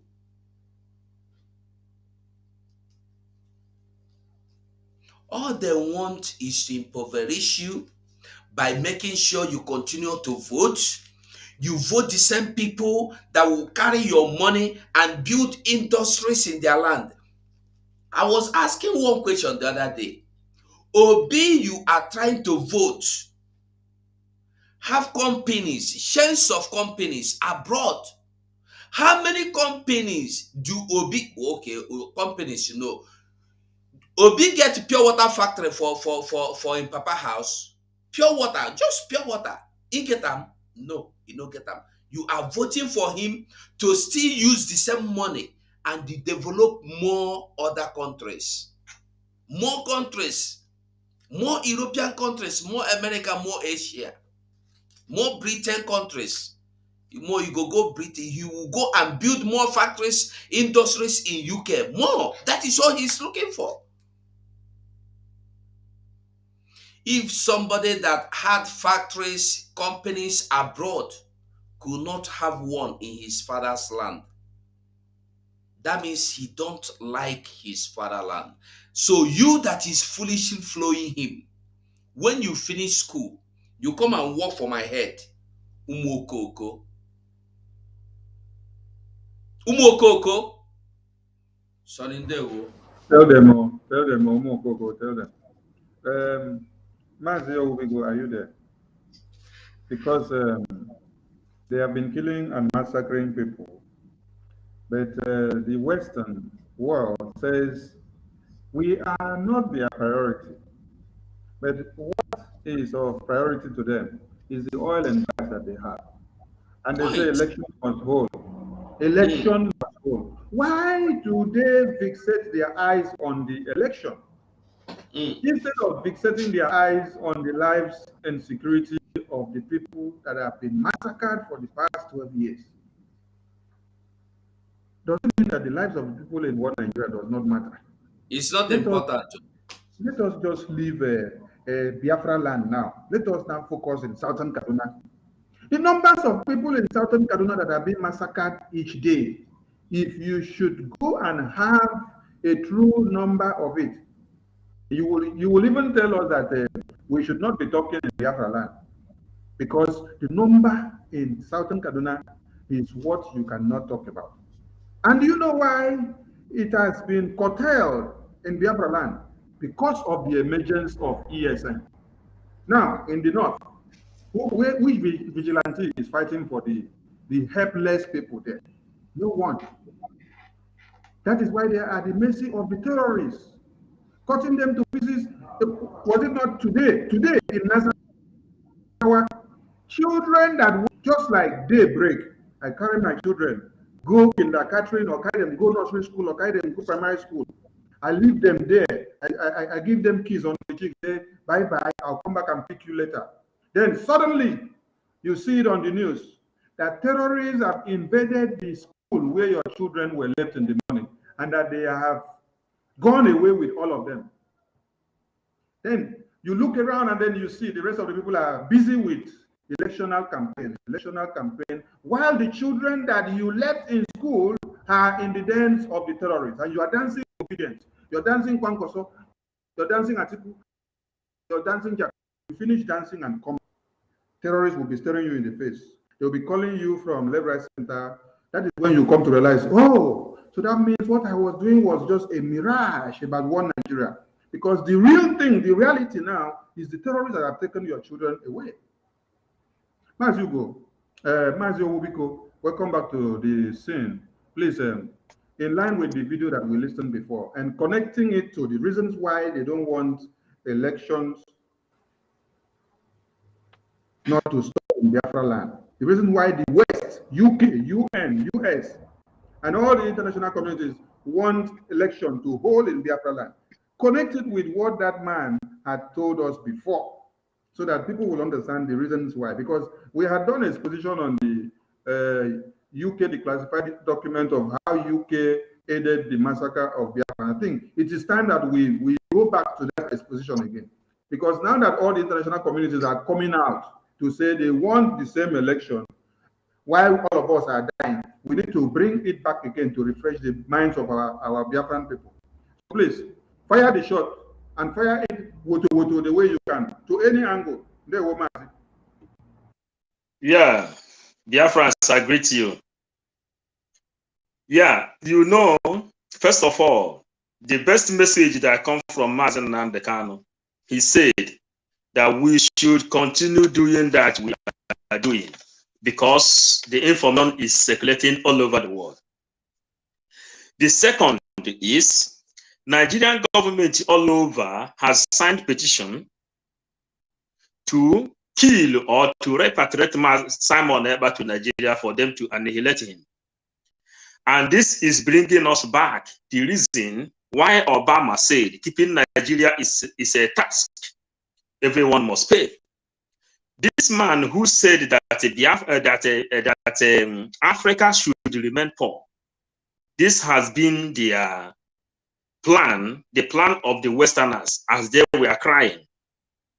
My brother 247 Ugo made mention about Pope. Me and you knows when Pope John Paul II died, he handed the staff to Cardinal Arenze for Cardinal Arenze to lead the Vatican in order for him to liberate Africa. They said no, that they cannot bow down to a black man because they know that that light must shine. That is how they handed the staff over to Ratzinger before Francis. And the same light is still shining, the same light is still going on. I hope I'm coming out clear, my comrades. So, this time, you will understand why they stopped the economy of Michael Obara. I am pushing you back now for you to understand the message which the man have dropped there. He said Africa will remain poor. Michael Obara economical system is the most fastest growing economy in the world, growing more than 40% annually. But they said they don't want Africa to resurrect. They don't want Africa to produce anything of their own. That time, Nigeria has been using almighty Naira. Naira has been in competition with the dollar. But let you not forget that Biafra is the last miracle on this planet Earth. That is why they don't want this miracle to happen. And we have come because Biafra is light that will shine all over the world. According to my brother Ugo, he said, because we are picking information from one another. Raw material, and according to the man who said that Africa should remain poor, he said, go and watch the kind of material they have, the kind of infrastructure they have, the kind of things they have. They will not make sure that Africa remains poor. Originally, African name, that continent in that place is called the Gong. The original name was not Africa. When you watch the map of Africa, it have the shape of gun because Africa is the planet, the continent that has not moved since first volcano eruption. Africa remains at one place, and the shape was gone. They say they don't want Africa is up because civilization, according to quote unquote, they find civilization in Egypt. That is how they keep on subduing Africa not to grow. But the original history still relies in Biafran land. Because the power that controls this earth is in Biafran land. They are afraid. They said they don't want Africa to rise up because one way and another, they have been able to capture the power. Now, we have solution. I want to deal more on the solution of this thing. That man who said, who played that video, he said, they are not saying that Africans cannot do anything. They know that they can do something, but they have to fight. Are you getting it? He said, quote unquote, he said, they have to fight before they can be free. Meaning, when you join it back, then you connect it with the brigade. When brigade is running under his own project, the population of this planet, he said they have to fight. Are you getting it? And under this depopulation, a lot of things has happened since 2019, COVID-19, and every other thing. But Chukwuka Abiyama is the person who is guiding the people, his own people, his own choosing people. Now, the COVID-19 did not take real effect the way they planned it. Now, they said they have to fight. Under this depopulation they are talking about, what we are asking you, who is still shouting Obi, who is still shouting, ask Obi, what agreement did he made with Britain when he departed from PDP? Which agreement did he sign in England before he came back the next morning and entered Labour Congress? Obi still keep this thing as a secret. But what Obi came and tell you is that Biafra died 52 years ago. Are you getting it? Is it the father of Obi that buried Biafra? Biafra has been more than 5,000 years. Is it the father of Obi that buried Biafra if he said that Biafra is dead 52 years ago? Biafra and Obi, which one is more older? The Obi ran and went to Britain. They told him, go and stop the activity of Mazen Nnamdi Kanu.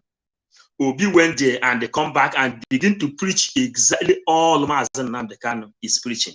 That is why we stand here and tell you not everything that shines is gold. We know our problem.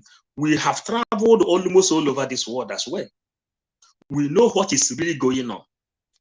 A Nigerian is the last human being, the most selected, the most useless human being existing on this world because you are using Nigerian passport. You are bearing the name Nigeria, a product found by Lugard, Frederick Lugard and the Flora Shaw.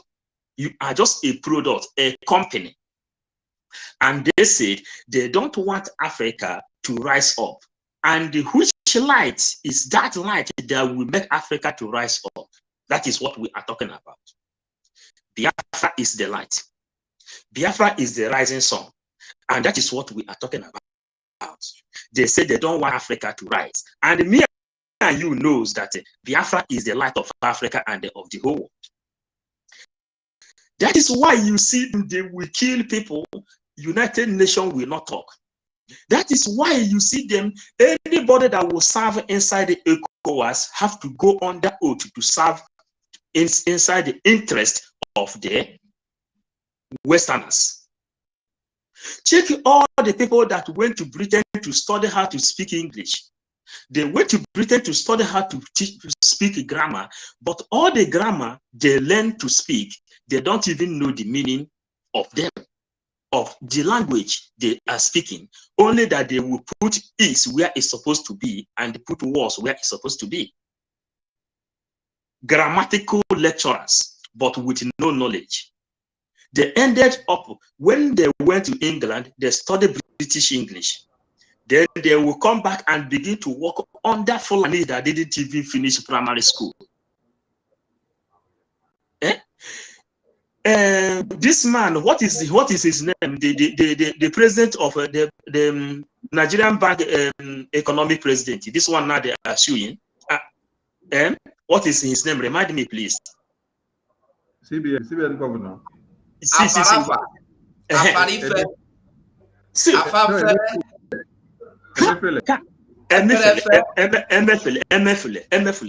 Can you tell me? Now who overdo? No be who overdo.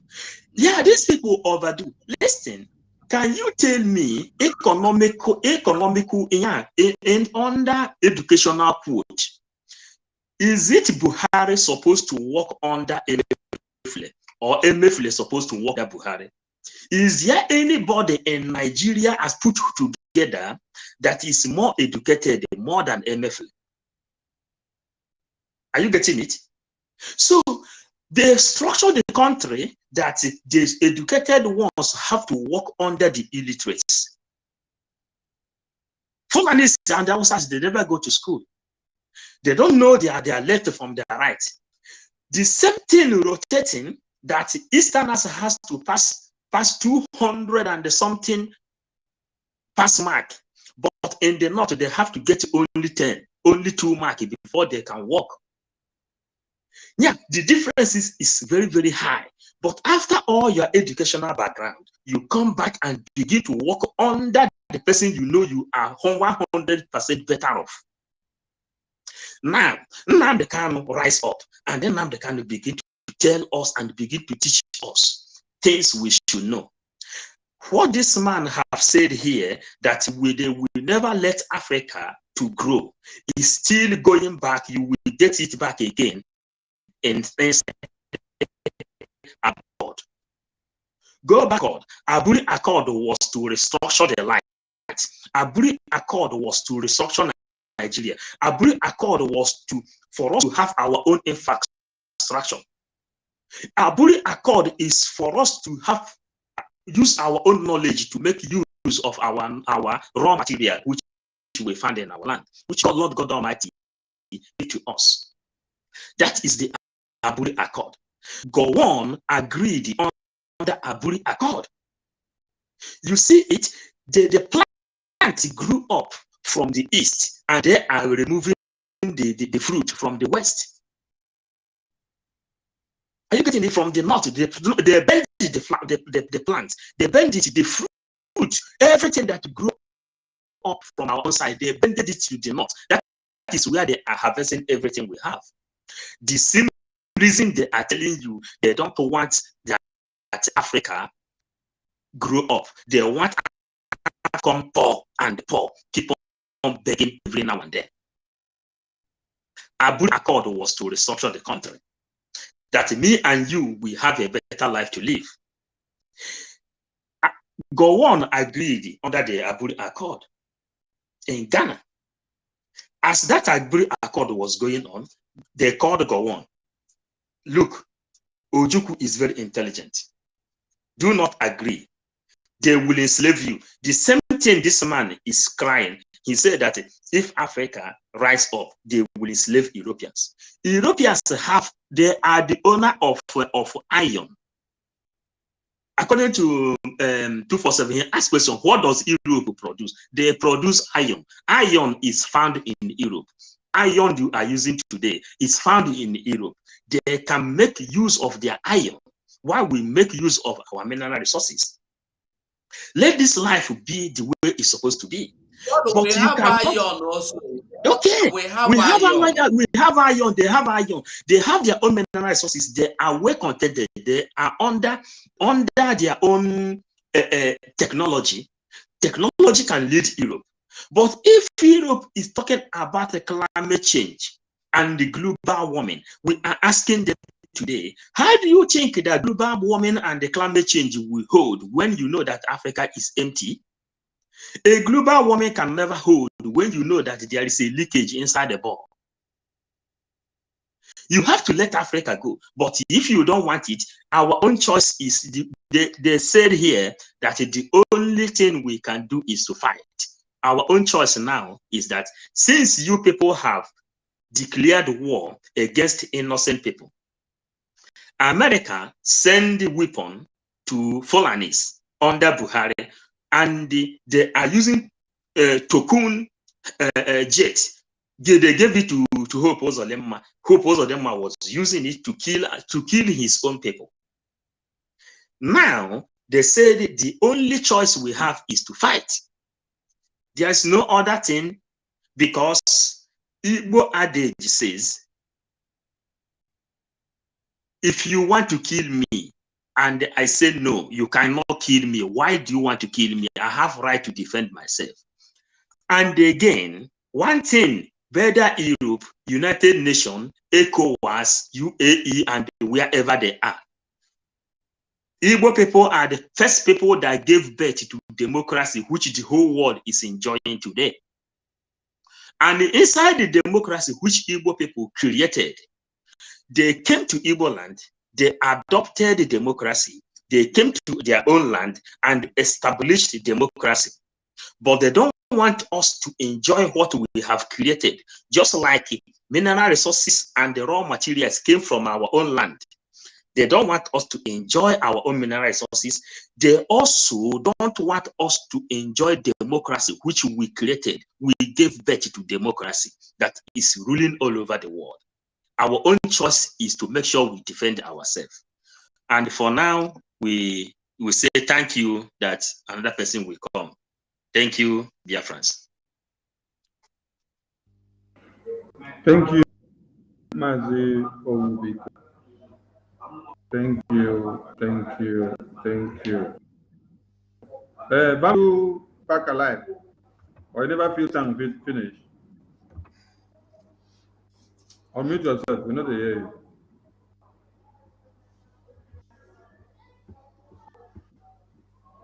Just give me 1 minute and I try to connect the thing. Okay. I don't think it will be possible for you to connect. It will not connect. Why? The reason is that it was event that was created since morning and the link was posted. So you needed to have. No, Ingo only share the screen. I think that's. I don't share the screen. I don't share the screen now. So. Okay. All right. So, Biafrans, thank you for being with us. We still have more because we are here to connect the dots to make you understand the reasons why UN, EU, US, UK, and all rubbish names there are coming out to tell you election must hold. Election must hold because they have interests of value. They have interests of value somewhere. Have you asked them, why is it that all these years that they have been killing you, slaughtering you in pieces, they did not come to your aid to come or to do anything? Have they sanctioned any of the government officials since 2012? Are they not still having all the Nigerian government in the UN, EU, NATO body, Soviet Union, and all whatnot? OAU, wherever they could be, they are all there and they are attending the meetings all the time, and they are not asking them what is happening in your country. No, they know what is happening, but because your lives are not important, your lives are not the priority that they are looking at. The priority is the oil and gas. That is why since January last year to this time, you did not hear them make noise. So UN did not make noise. UK did not make noise. OAU did not make noise. But when it got down to this time of election, they now came out and told you, oh, because of election, you must allow election to happen. If you don't allow election to happen, they started threatening the same sovereignty which they have in their own hands, telling them, oh, if you don't allow the election to hold, your people will not be given this. They will not give you asylum. They will not take you as refugee. They will not keep you here, keep you there. When you are already in asylum camp in your own country, what kind of external asylum do you need again? When you have IDP camps all over the north, if it is not the emergence of ESN, the same way that the IDP camps would have multiplied in Biafra, and then someone is threatening you with IDP camps. Our message is very clear that we are ready for them. Because the man that spoke before said, we are afraid.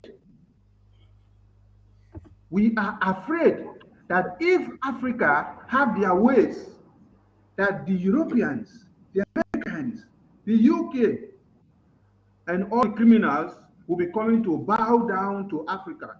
And Africa will be the one now to be feeding them. The same way that all of us are now running to Europe, America, UK, the reverse will now be the case. Because we have everything.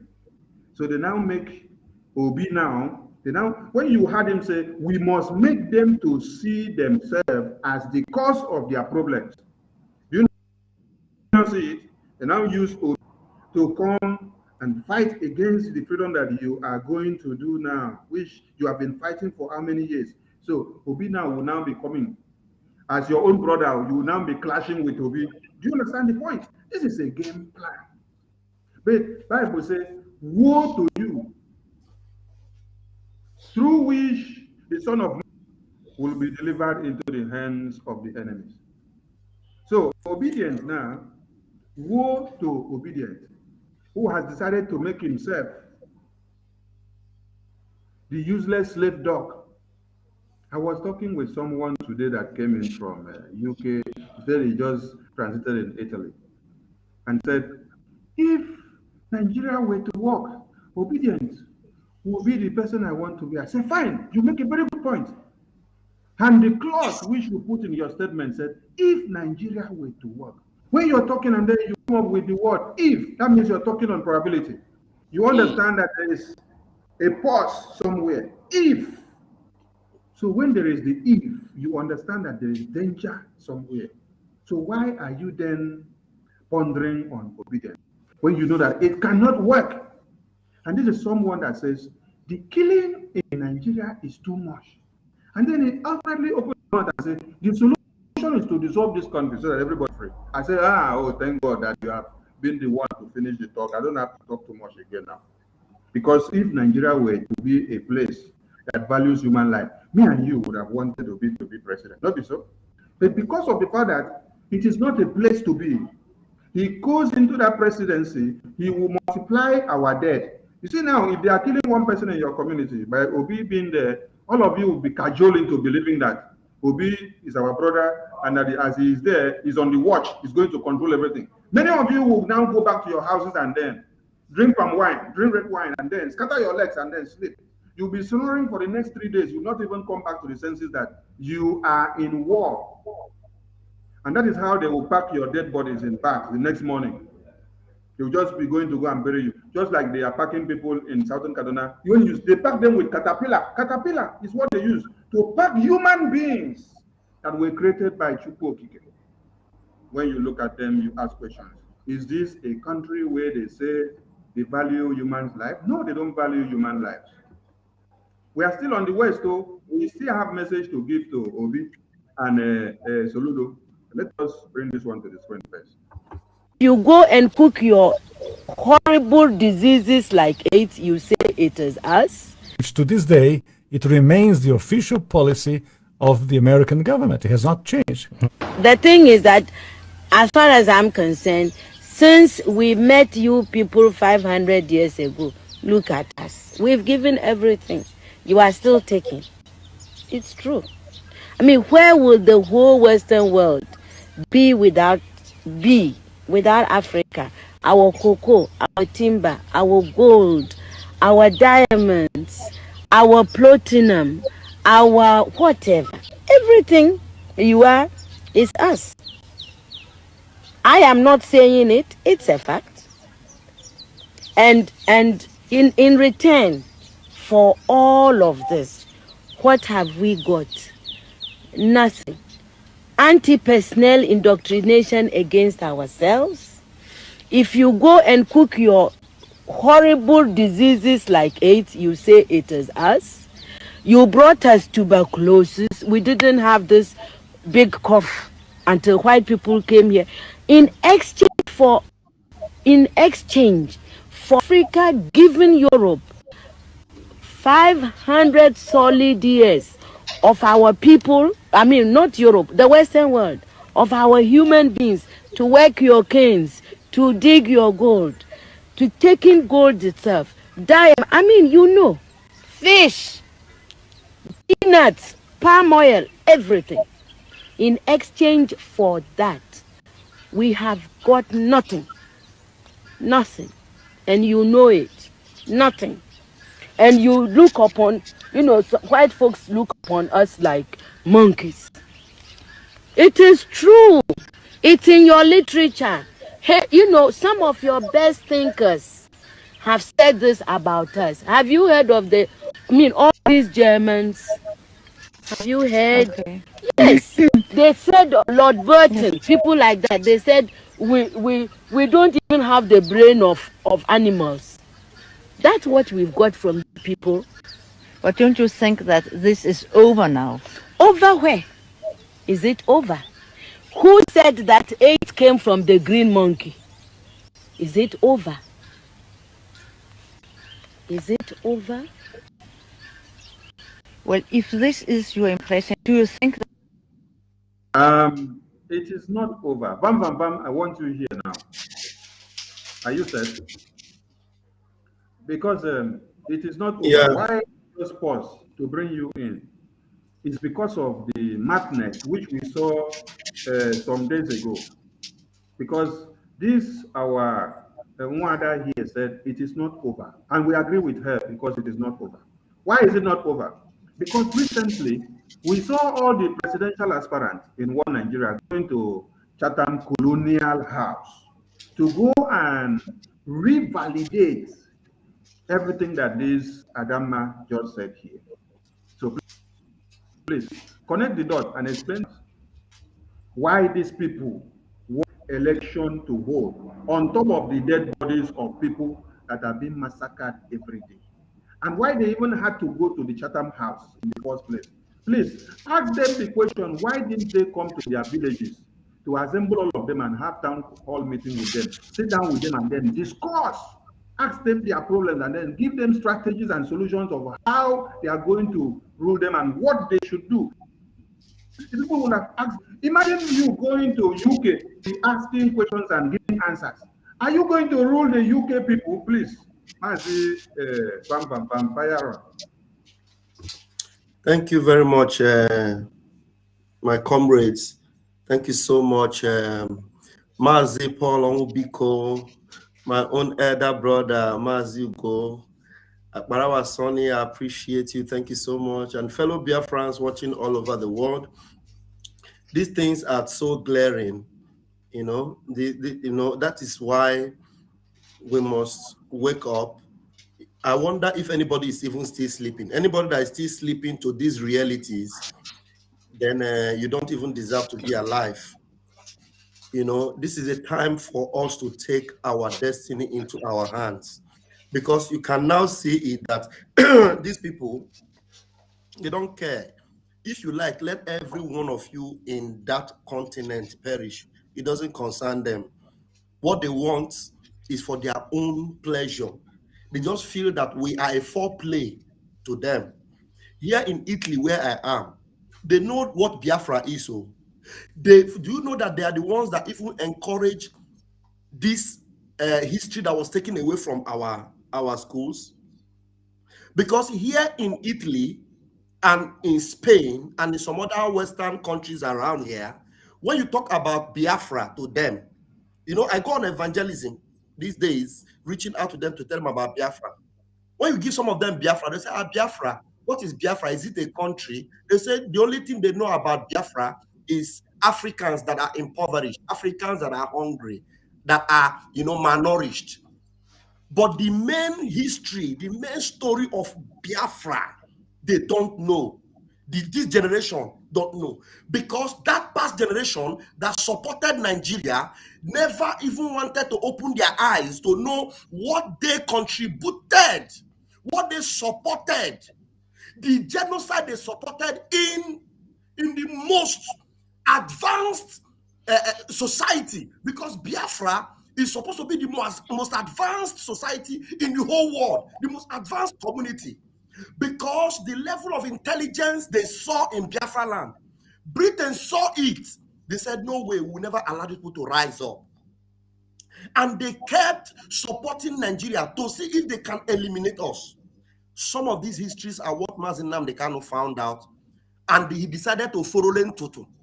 Foron Tutu Tashi lie. For me not to set my people free, I rather die in the process. Will you believe that British government, as they claim to be the free world,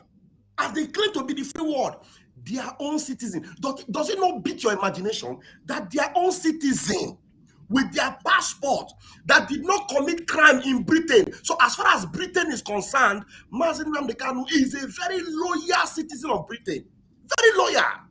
Never committed any crime, never been to jail before, never done anything wrong in Britain, paid all his taxes. His wife and children are there. And they kidnapped him in Kenya, repatriated him up to tomorrow. Britain, they are not crying all over the place. They are even happy and they wish him dead. For you to see how wicked these people are. If you are waiting for them to come and give you help or assist you or help you, my dear, only one chance. So, a white man asked him, okay, you want freedom. What have you done? What have you done for yourself to get the attention of the world? That is why sometimes we see Mazi Nnamdi Kanu saying that it is time for these people to know how mad we are. If you don't get mad and get your own freedom, put your destiny into your hand and fight for it. If all of them like, make all of them die for all these white people, they don't care. This woman is telling them it is not enough. They don't even care. Because they know it is not enough. Look at Belgium. Belgium doesn't have anything.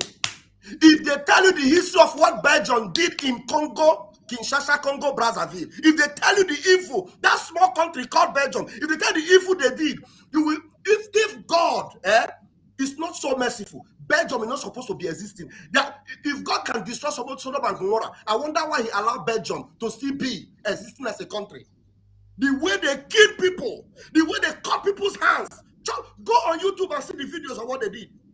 Or even find out the history of these so-called colonial masters, what they did in Africa, what they did in Nigeria as they created it, and what they tried to do to us Biafrans, and we resisted them in Arochukwu and all those other places where able-bodied men stood and fought against them.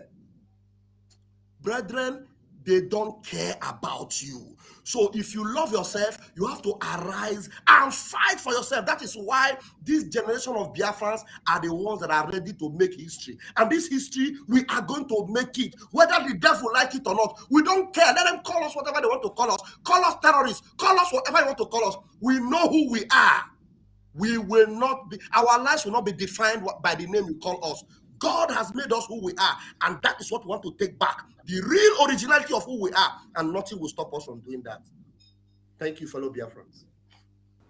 Thank you, Mazi. Please try to fix the sound from your streaming because sound is not coming out. Okay, I think when we speak, it comes out. It's only when you speak that does not come out.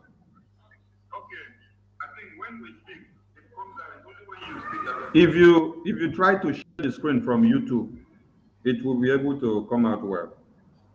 But since you are sharing from the studio, you know you're using the same microphone to speak, and the same microphone. That's why when you speak, people will not hear you. But if any of us speaks in the studio, they will hear us. So try to fix it. Thank you for your submission, Mazi. Let us play this video before my comrades comment again. That you can ever forgive us. It's not a question of forgiveness. I have nothing against you. My point is that you did and you are doing for your survival what is necessary. We can't blame you for that.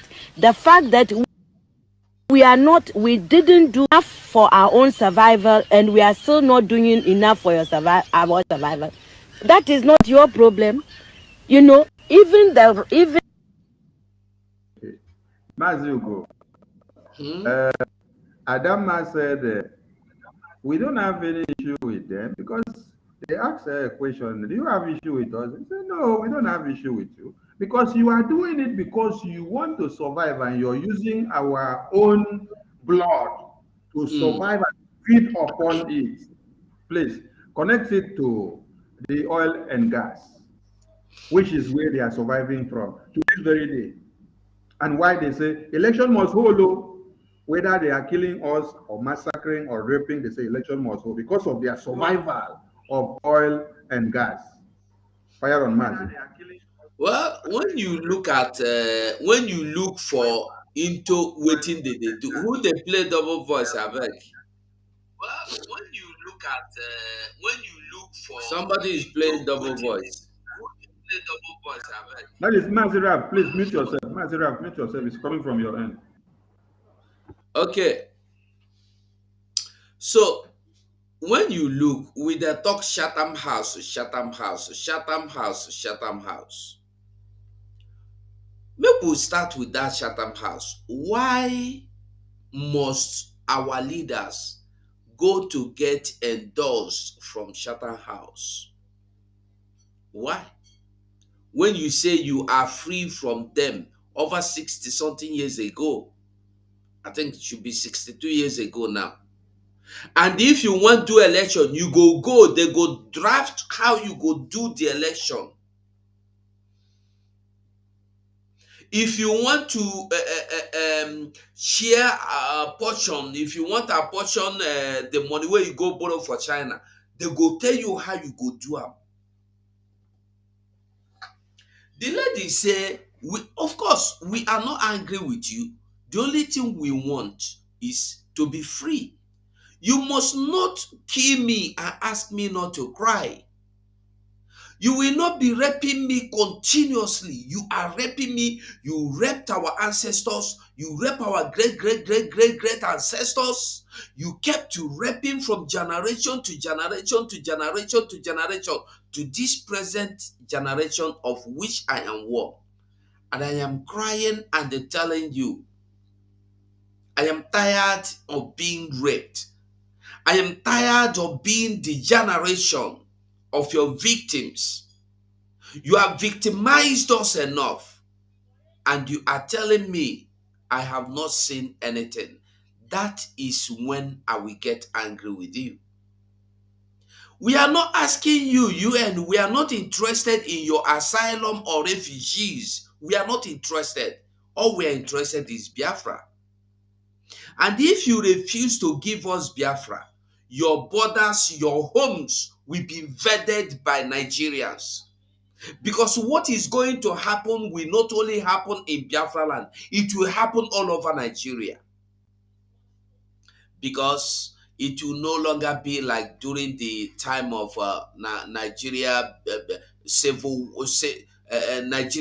genocide against Biafra, that it only happened in Biafra. Now we have come to realize and learn that if Ojukwu was busy killing you in the north while you were killing our people in the south, you would have not had the guts to continue that war. But because Ojukwu was busy defending the Biafra land and you were killing them, this time, if you do me, Sonny Neji, that in music, he said, if you kill me, I go kill you. You bomb me, I go bomb. You fire me, I go fire you.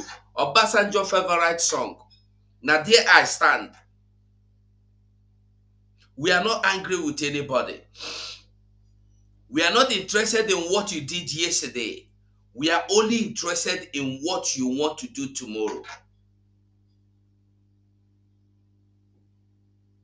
We are not angry with anybody. All we are asking for is freedom. We are not asking you to restructure us. We are not asking anybody to come and restructure our land for us. No.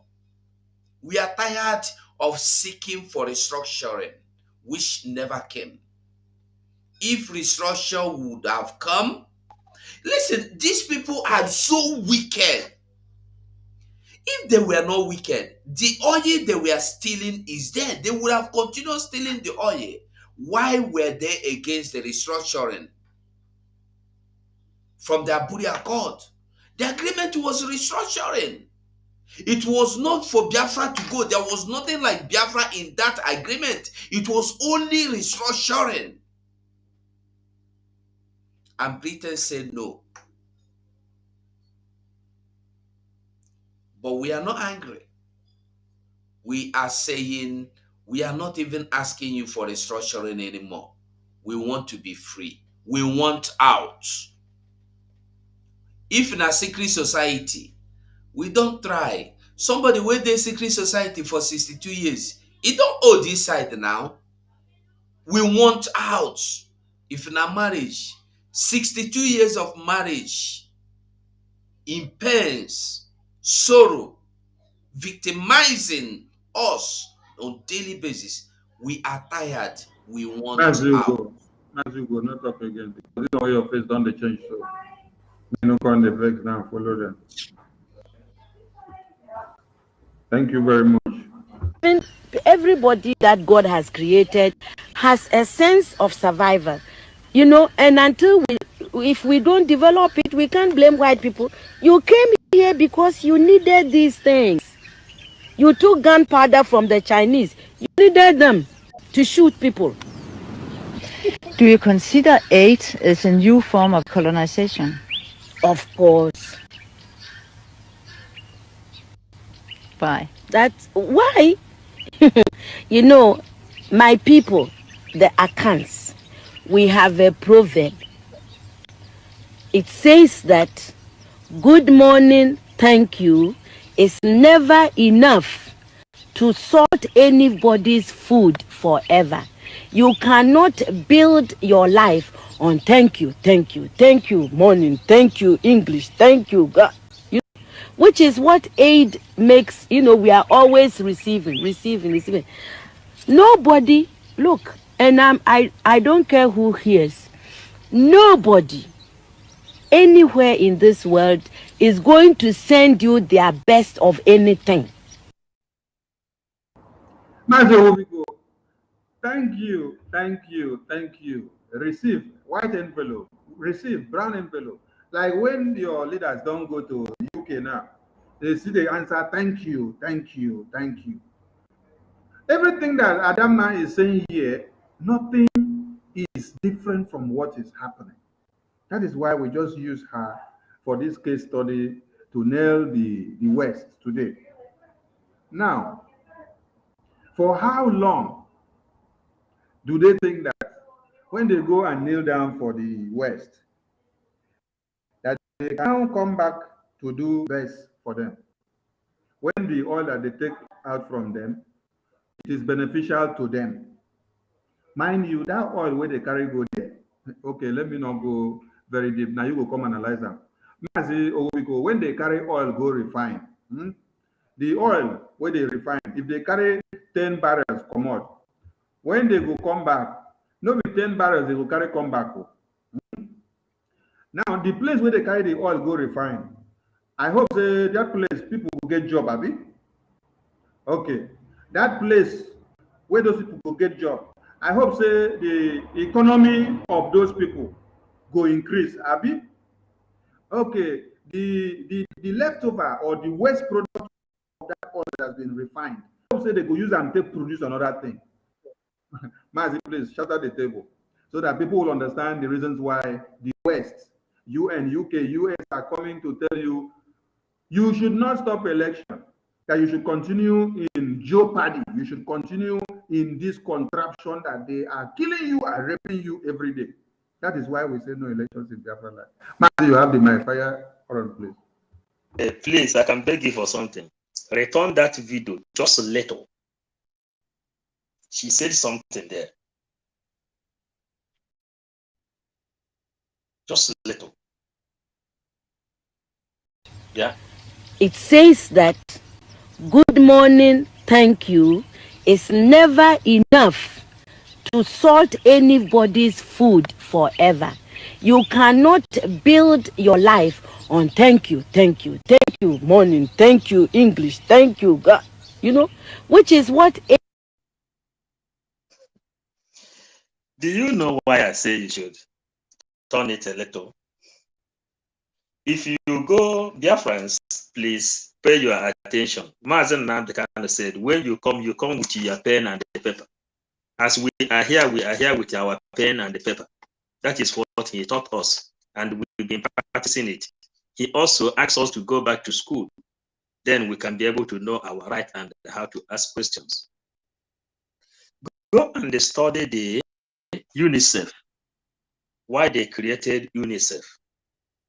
Go and study Open Arms, why they created Open Arms.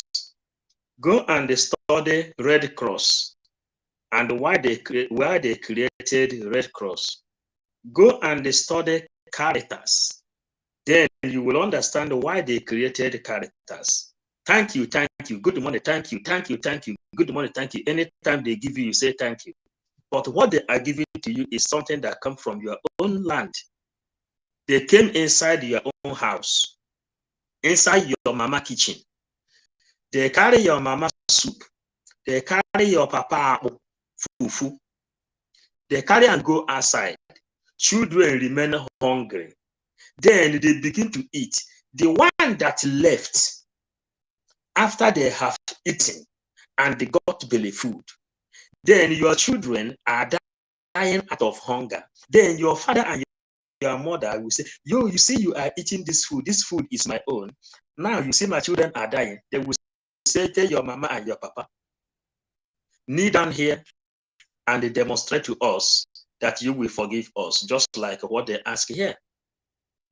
Now they will kneel down, you know, then they will ask the children, oh yeah, come and take one small apple.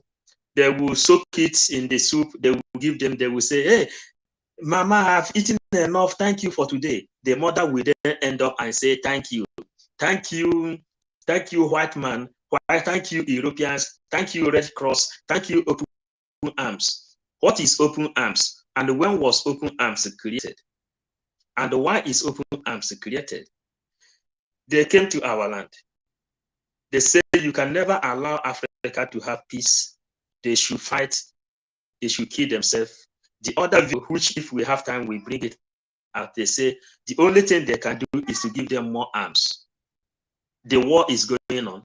They are saying now that if Nigeria did not conduct a good election, they will give them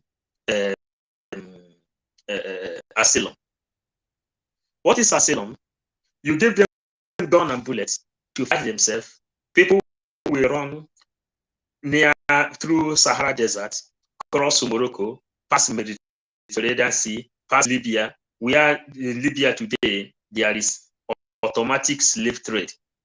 Then they will pass the other Mediterranean Sea to cross Spain. They do Open Arms. Open Arms, some ship will come. They rescue the people they want to rescue. Others, they will let them inside the sea. Their body and the flesh will become a fresh food for fishes of the sea and the fishes in the ocean and the white beasts inside the ocean. Then Open Arms will then come and they open their arms and say, welcome, welcome, welcome. Those people that refuse to die for politics. Then you will say, thank you, thank you. Now play me that thank you again. Then people will begin to understand what we are talking about. I will put a little light again. That thank you. How long did you stay in thank you? How long? Tell people that thank you. Let us tell them exactly what that thank you is again, please. Because the arms that hold this thing.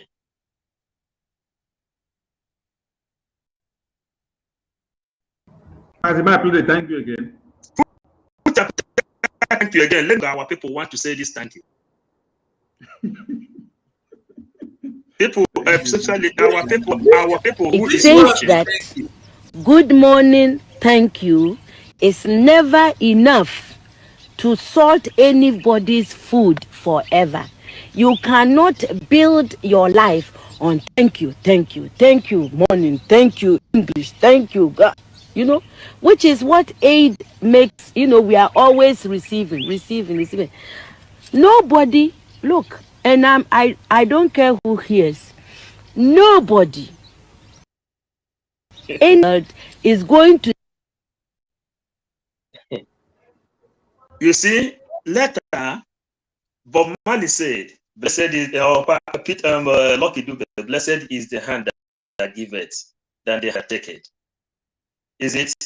Thank you. Who are you telling thank you? The one you have taken as your God. Thank you. You tell universe, thank you. They have now you run away from the land, the promised land. You cross the Mediterranean Sea. They open arms and give you a jacket. They put you inside the Caritas. Red Cross will bring food and give to you. Giving you all these things. These are five. These are how many are them? 1, 2, 3, 4. UNICEF, open arm, Red Cross, Caritas. They will open arms. Caritas will bring food for you. You say thank you. How long are you saying thank you? You have your hand, you have your leg, you have your brain. That is what this woman is telling you. And this is when the war finished, when I said this thing to them. And let me try to go back again. They said, can you people ever forgive us? Woman answered there, these are dying. He answered there, she answered there, it is not about forgiveness. This is not about forgiveness. It is all about freedom. Let us give us our land. Permit us under the democracy we created. Permit us, let that we can have something they call legitimate referendum. That is what we are talking about. Referendum, in order for us to go back to our ports, where we come from. If we want to sleep on top of the tree, let us sleep on top of the tree. Let that name where we are sleeping become Biafra. It is not about forgiveness. You people have tried. You have harbored us here in Europe. Allow us to go back to Biafran land because you have tried. We have stayed over welcome, not even to talk about bringing more immigrants here and giving them asylum. Nobody is interested of coming to asylum again. This is not about forgiveness. Biafrans have forgiven you. Our leader Mazen Nnamdi Kanu said, if the oil and gas is you people need, make it open, sign the life contract that you will take it for free, but let us become Biafra.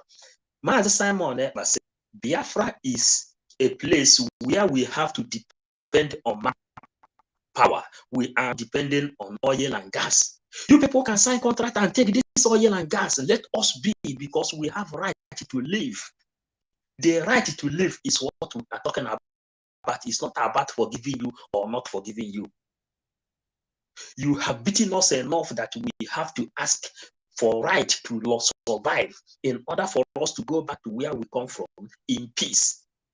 That the Fulanis will not take ammunition, and the American, Europeans, and Western world will not be pumping ammunition in the hands of Fulani come and kill us. You said, I am hearing that Daniel Alves is inside jail or something like that. He raped a woman, but that place now, you see, they will rape women by force. Nobody is bringing them to justice. They will impregnate them. After that, they will tear their body in pieces, and nobody is asking. As if automatically, the same way they have said, the life of those people in West Africa has no priority. Are you getting it? We are tired of saying thank you. The thank you we want to tell you last is to give us a referendum that we go back to Biafran land, where we come from. We are independent and live like a people. We have right to live as people. It is not all about forgiveness. It is not all about, this is not, the woman has answered this thing a long time ago. Nnamdi Kanu said this thing a long time ago. Simon Ekpa said this thing again. Why must you people allow it? Why must you allow us to go and kill ourselves before you come? Why? It does not mean that if we stand with Nigeria can do anything. Nigeria cannot do defeat. That is why they are calling military from Burundi to come to kill the Biafrans. United Nations know that the British Burundi military are inside Biafran land. They have not declared war. If Nigerians want to bring international military to come, they have to go through ECOWAS and the sign that Burundi is sending military to Biafran land to go and kill them. It has not been announced official because they don't have what it takes to defeat Biafrans. So why are they still beating about the bush? They still running around the bush every now and then. Thank you. We are tired of saying thank you, my brother. Thank you. Thank you. Before you finish everything, thank you. No vex. Okay. Thank you, my comrades, because you guys are firing it the way I wanted it. And I believe Biafrans are getting the message. That video is long, and we're not going to finish it today. We'll pick some point because of time constraints. But let us connect another dot for you to understand something here. Now, the video you see on the screen is a reportage of CNN. This was 7 years ago, lamenting the upsurge of Boko Haram. We are going to play this one. It's not long. And we are going to play another one.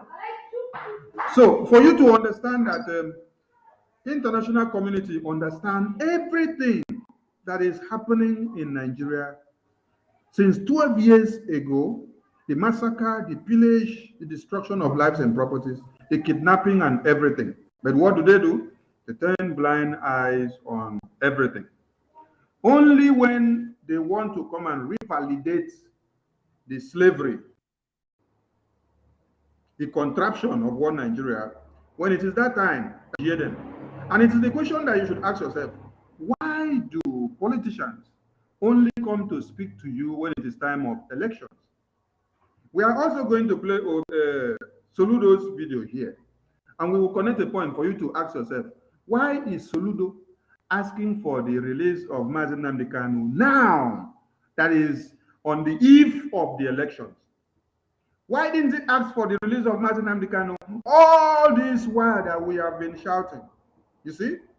So on the eve of election, all of them want to run Jigba to come and, because they are doing it for the election, not for any other thing. When you listen to him, you hear him speak it out, that he's not doing it for him as himself, but he's doing it for the elections. Let's listen to this video.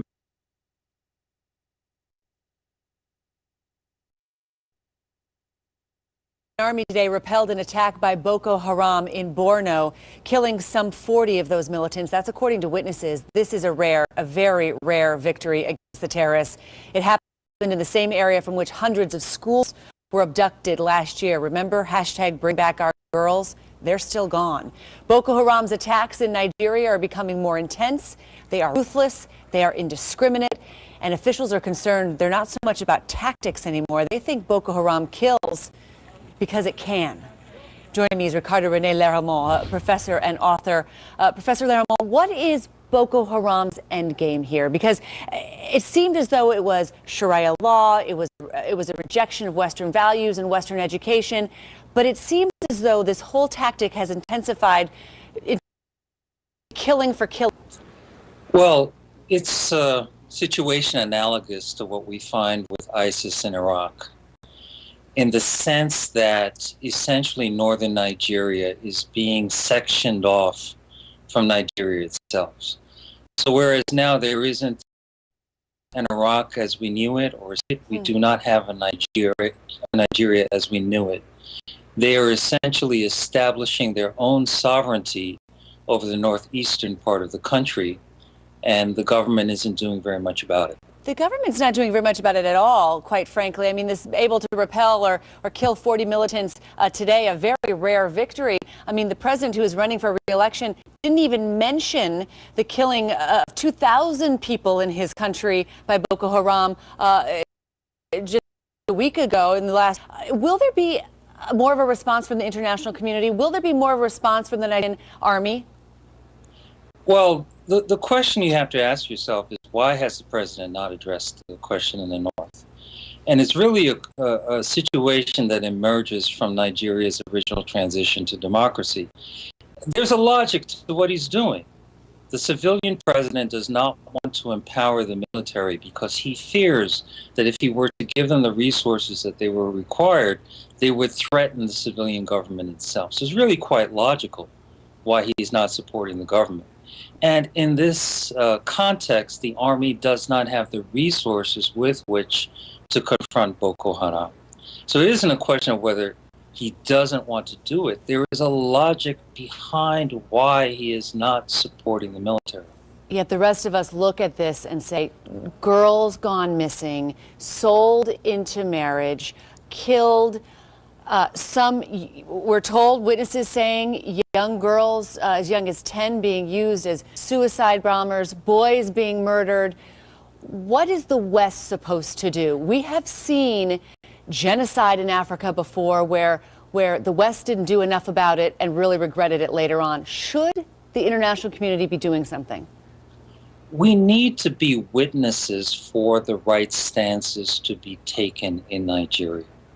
However, what we have learned from the Iraqi and the Syrian experiences is that we cannot go in it alone.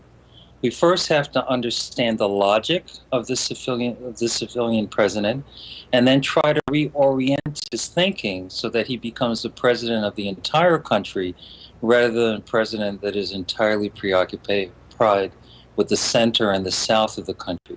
Essentially, from my perspective, he has written off the North because he doesn't think it's necessary for him to govern there. Can I ask you a quick question? Why do you think there has been such an international response and solidarity with France and terrorism in Paris, and this receives relatively less attention? It gets comparatively less attention because Paris is Paris, and Paris is the center of media. Now, in the northeastern part of Nigeria, this is essentially a no-go zone. There are very few journalists who can go there. Consequently, it is not going to get the attention that Paris would get. But nonetheless, given how we were not present at the moment of the Rwanda conflagration, and we reacted belatedly in other crises in Africa, I think it is imperative upon the American electorate and also the American media, and I thank CNN for this, to keep attention on this issue because hundreds and indeed thousands of ordinary Nigerians are suffering. Professor Ricardo René Lermont, thank you so much for your expertise. Okay, there are many things to take home from this video. One, I don't know if you guys were attentive enough to pick your point of analysis. They said it happens in France and they give utmost attention. Why such attention is not given to the Nigerian pace? No, that is France. France is where they have meeting. And Nigeria is Nigeria. So there is no priority there. But there is priority in the oil and gas that comes out from this very place. Another thing is, the president of the country, the so-called Nigeria, was so swept into commenting on the upsurge in France, but he could not comment on the massacre that is going on in his own country. Another point is that the president is not ready to destroy the terrorists because he aligns with the terrorists and works with them. Masiraf, do bam in 2 minutes to this video before we bring in something else, please, because of time. You know what actually should consider a little bit, because we are no longer, we don't care whatever Boko Haram does in their country. But what concerns me,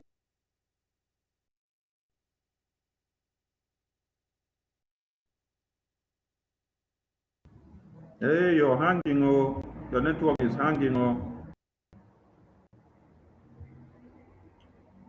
The network is hanging. You need to go out and come in again.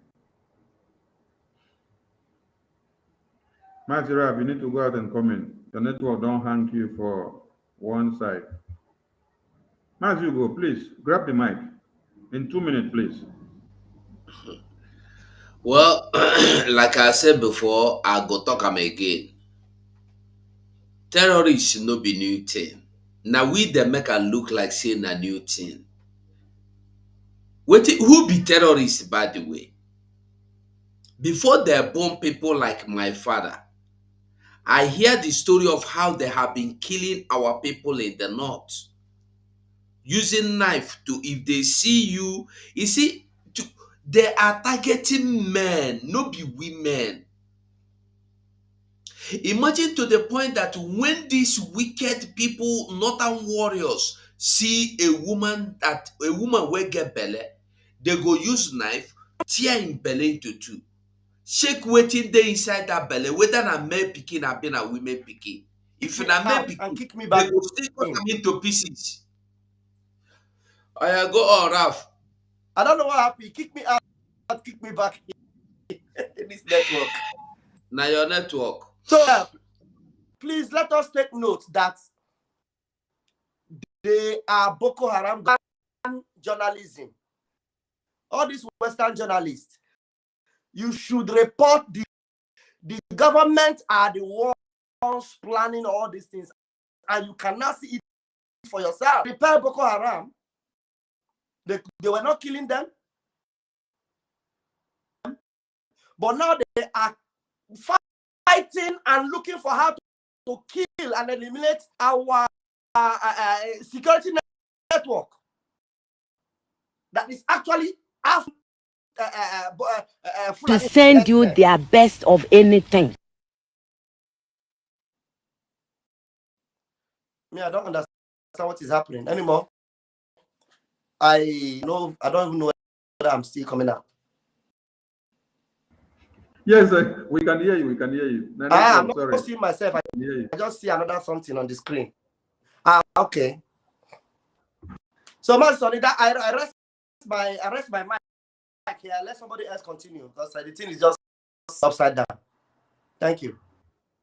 Match, you go fire on.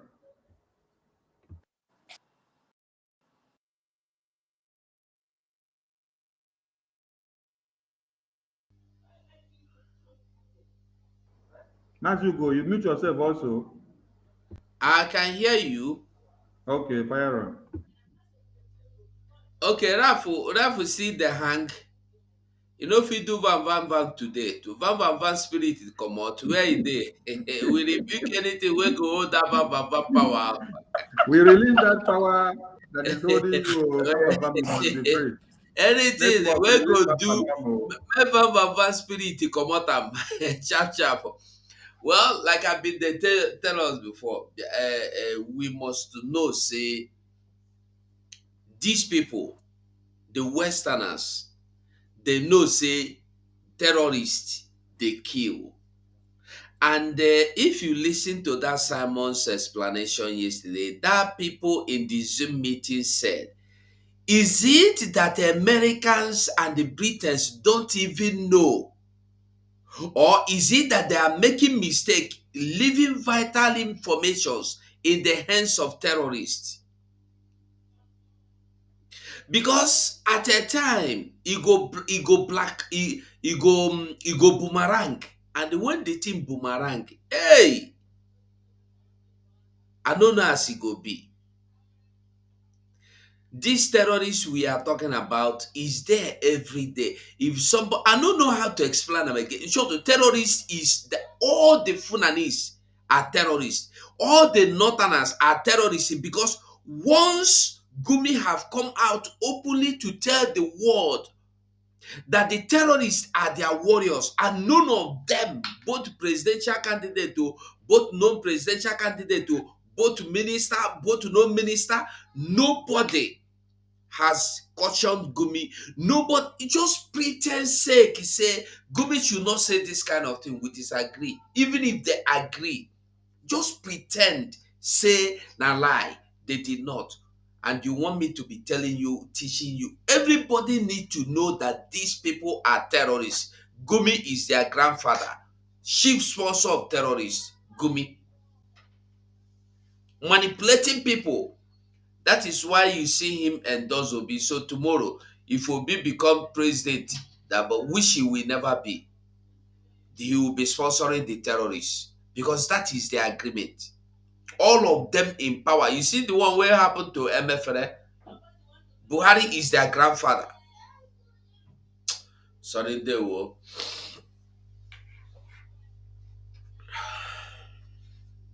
Spider, this is something that has gotten a lot of attention on Twitter. A lot of people are saying, wait, where's the outrage of for what's going on in Nigeria? We saw 4 million people marching in the streets of Paris. We saw world leaders gathering there to sort of stand in solidarity with Paris. Where are those calls for the same kind of justice for the people of Nigeria?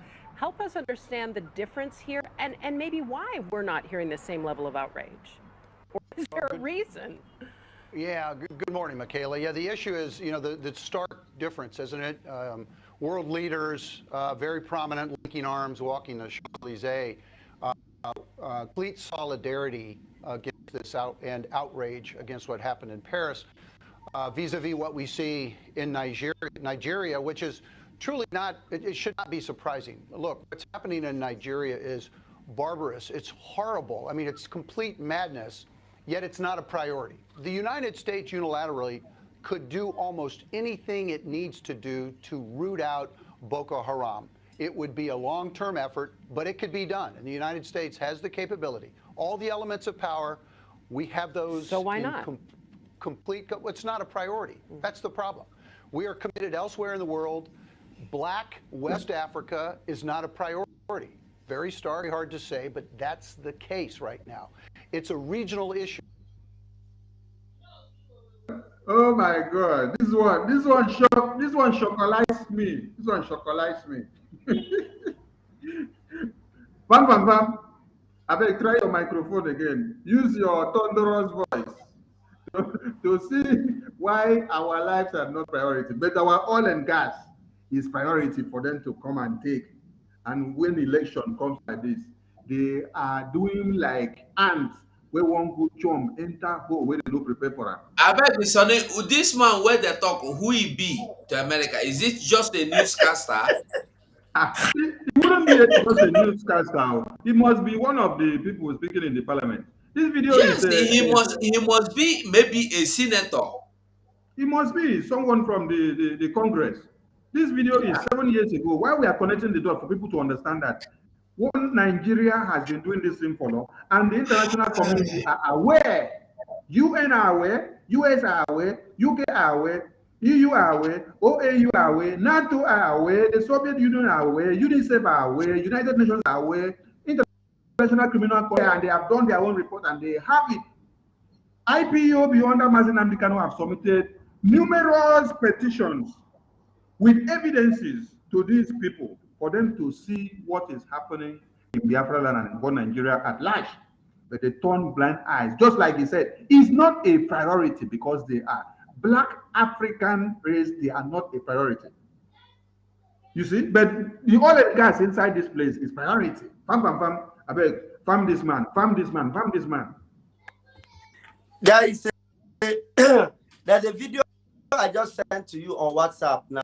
You know, it's I saw that video today. It's a 30 seconds video there. I wish you can play it so that you will understand what priority, you know. If we like, let us as far as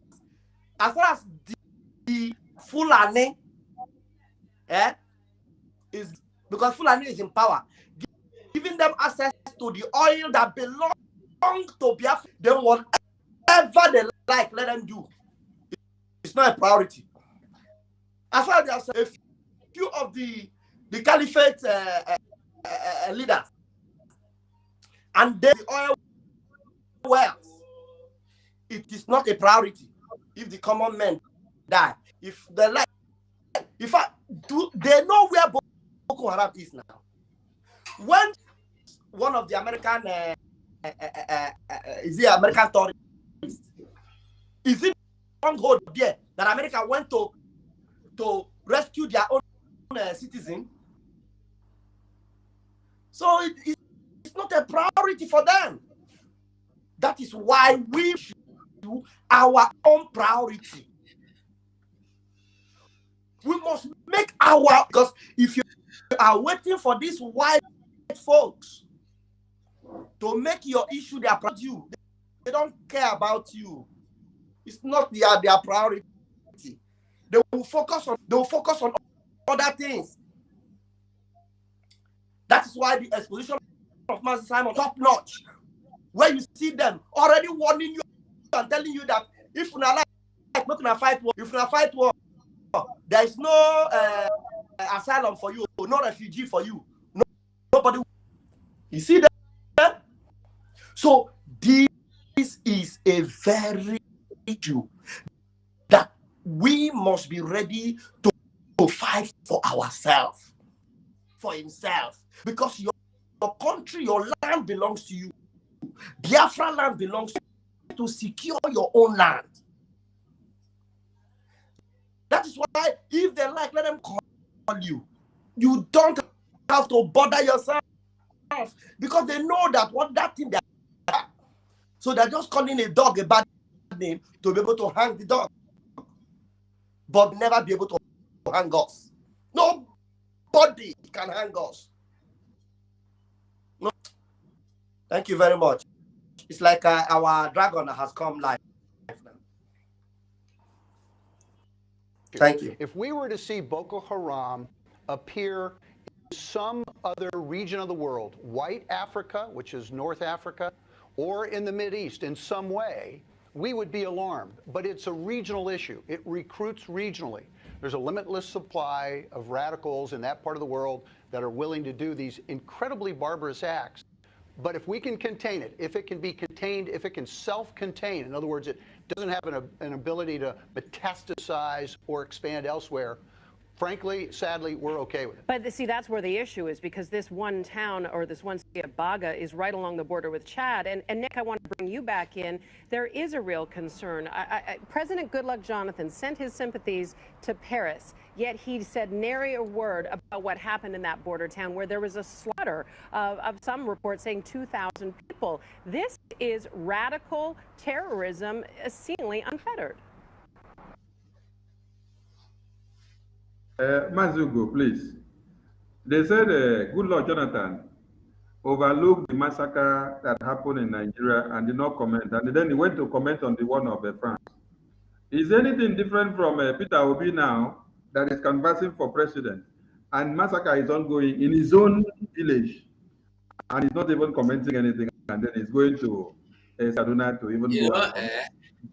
Talking about these people is just wasting time. I have said it before. Anything Nigeria is the same thing. Sonny, you see you wait there here now, when me and you they laugh. If tomorrow morning I wake up, see say now you become president of Nigeria, you go become my enemy. I no go be friend with you again. So whether Jonathan know, one thing people don't know is that they think it's about personal changes. That is why they are thinking, or they think it's about personal problem or hatred. Listen, it's true that Obi killed Biafrans during his tenure as a governor. He buried their life even. But that is no reason why we are against him this time. We are against him this time because he is coming to distract Biafrans, which he has failed. We are against everybody, not against Obi. We are against Nigeria. So anyone Nigerianist is the person we are against. Anybody that is trying to build, to validate the fake foundation, the rotten foundation, the evil foundation, is the person we are against, not about any particular person. So when you are talking about Jonathan coming to Obi that has not even identified with you as an Igbo man, has not even said sorry to the people that died, has not even said, hey, condolence, I beg man, he ran to far north and the second dollars. This one run to France. What is the difference? Take a knife to kill goat to take goat to kill. Take a rope to pull for goat to take goat to pull for rope. Take goat to pull for rope. Take rope to pull for goat. What will be the difference inside? They are the same thing.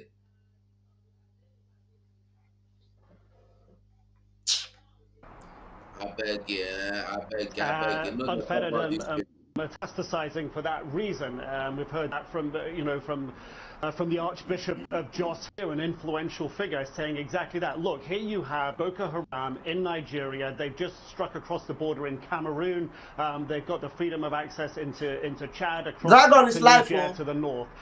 This is a growing, more than regional threat reaching into North Africa. When did Boko Haram get more weapons? When Libya fell apart in 2011. I was in Niger, which borders the south of Libya, at that afterwards, when the weapons were flowing through, things as big helicopters dismantled on the backs of trucks being taken out of military bases in Libya, taken through Niger to Nigeria, right beneath it. Boko Haram got their hands on a massive haul of weapons.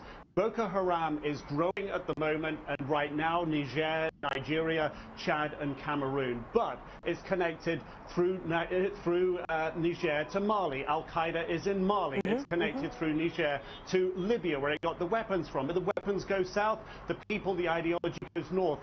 Al-Qaeda in the Islamic Maghreb, they're getting stronger in the east of Libya. It's sort of almost endless across the north of Africa. So yes, that is a metastasizing threat here that will, over time, if not thwarted, at least underpin the Al-Qaeda threat and the ISIS threat that's growing in North Africa, which then threatens Europe just across the Mediterranean. Not just weapons, not just terrorism, but an outflow of migrants, which is destabilizing Europe at the moment. Did they say it will threaten Europe? Okay, so it will threaten Europe. And yet they are sitting there and they're not doing anything about it. All right, come and kill us, because we don't want election to hold in Biafra land. We don't want the contraption to continue. So if the international community are fully aware of all these menaces for the past 12 years, because this video is not today, it's not yesterday, this video is 8 years ago. And they have been making the publicity, making the awareness, but yet they will overlook everything because they put it that your life is not a priority, but the oil and gas that comes from your land is a priority. So they only come and run to you and then start giving you series of notice when it is time to revalidate the contraption that has expired in 2014, and they want to make sure it continues. So the message is very clear. Because of time, we won't be permitted to pick calls now, because we will have to run out here because we didn't enter in time and many of us were at work. So do bear with us, because we might likely come back again tomorrow. We have some other issues to fire on. So just keep your fingers crossed. Knowing all this and the knowledge of the international community being aware of everything, it is very clear for you to understand that they are doing it because they don't want you to be alive. And what the Biafran people are telling them is that we are ready for you. You know, in the 60s to 70s, they supplied all the weapons to Nigerian government. British headed everything, both the guerrilla warfare and the media warfare and everything that was done on ground, on air, and even on the sea. It was Britain that saved us and supplied them everything. When Russia pulled their hands out, America pulled their hands out, Britain said no, it is their own interest that they must continue to do it. Today, Biafran people have come to the conclusion that you don't have to continue to do it again, because our Onyendu made us to understand before that this is coming because of what? Their interest for them to use us as the slaves. We are not ready to continue to be slaves anymore. The message to them is that they can bring every weapon that they have. That is why you need to support ESN and the fundraising that is coming up tomorrow. And in everything that we do, be at alert, because Biafrans are not going to back down. On this very note, we would love to bring this broadcast to an end, and we thank you all for being part and parcel of it all. Comrades in the house, you have 1 minute to give your closing remarks before we wrap it up here. Mas Hugo, the mic is to you, please. Okay. I was thinking you are switching off. Anyway, Biafrans, we love you all. We are one family. This battle where we dey inside, the name na no retreat, no surrender. The name na who gree, make it gree, reach grassroots. Biafra is all we need. We don't need any compromisation. We no need anything. If it is not Biafra, it is not Biafra. Remember that advert where we dey hear when we small. If it is not Panadol, it no fit be Panadol. If it is not Biafra, it can never be like Biafra. Thank you. As we log out, we are coming back again to join Simon. God bless you all.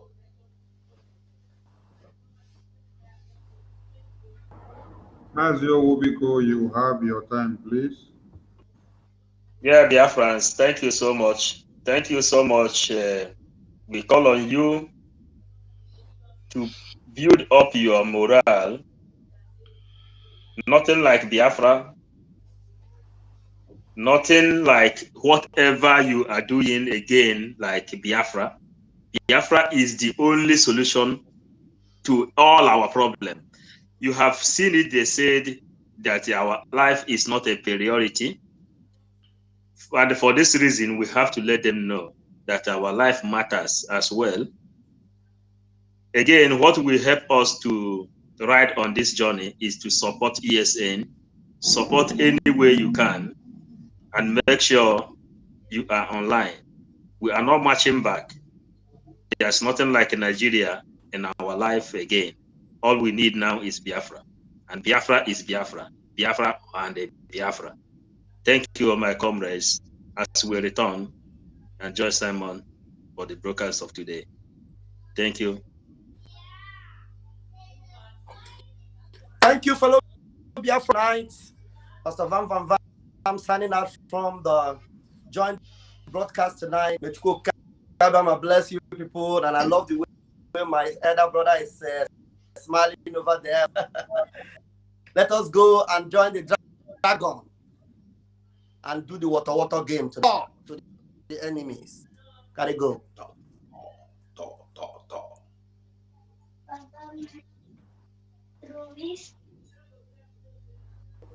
All right. We see you on the other side. Wait for us to stay connected here, because as we just log out here, we'll keep the other one on. And this one make it start afresh. Yeah, I beg. No, Sonny, cool down. Are you still finish? Huh? Are we still live? No, we're gonna end this one so that we restart with the normal. We are live here. We are going to end this one and then start the other thing of the studio from the other one. So while we are setting up, so let me sign out from here. Sonny, please. You. I don't know. Okay. As he dey pain them, he dey see with us. As he dey see with us, he go dey pay. Kabure kele Simon Eba. Simon Eba joko no ya adere na mma. This spokesman. Odogwu wakari ji webiri na Igbo. Umu Biafra ni no sigidi sike no ya. So as he dey see with us, he go dey pain them. As I watching me on television now, he dey pain them. Nwoke na-ebe ebe. Oya, ndị Iraq, go and do your job while we focus on decimating Nigeria until 2023.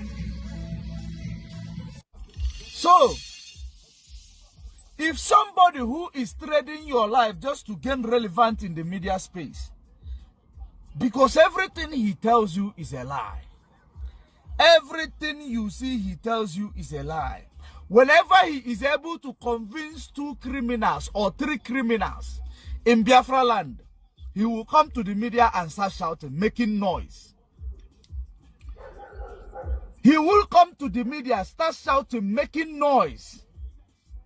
Empty vessel. He will be making a lot of noise. And so many people will now believe, no, this guy is doing something. You don't know that noise he's making. You know, it is to trigger violence in Biafra land. Because you can't stop us. You can gossip all you like, it's irrelevant to me. You can't stop us. Are you going to stop us? Who has gossip ever stopped before? If I want to leave here now to go to the kitchen, is gossip going to stop me from going to the kitchen? Some people give undue attention to idiots. I'm saying you are gossiping. Will it stop me from going to US after COVID-19 lockdown has been lifted? Some people, I don't know. That is how you people become liars. That is why when you present a very valid point to an animal in the zoo, they never debate that very point. That is why I call them baboons and monkeys. Black Africans are backwards intellectually. And unless they come here and confess their ignorance and stupidity, behold, they have no future, I tell you.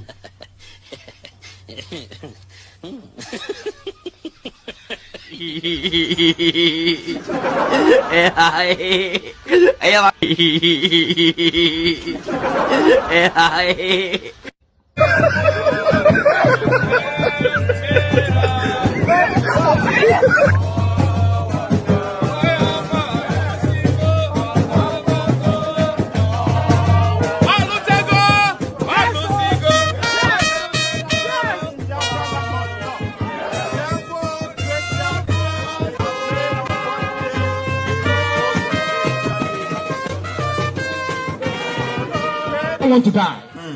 You don't want to sacrifice anything. Your life of a slave in Kuwait is fine for you. Will they give you Kuwaiti passport? Will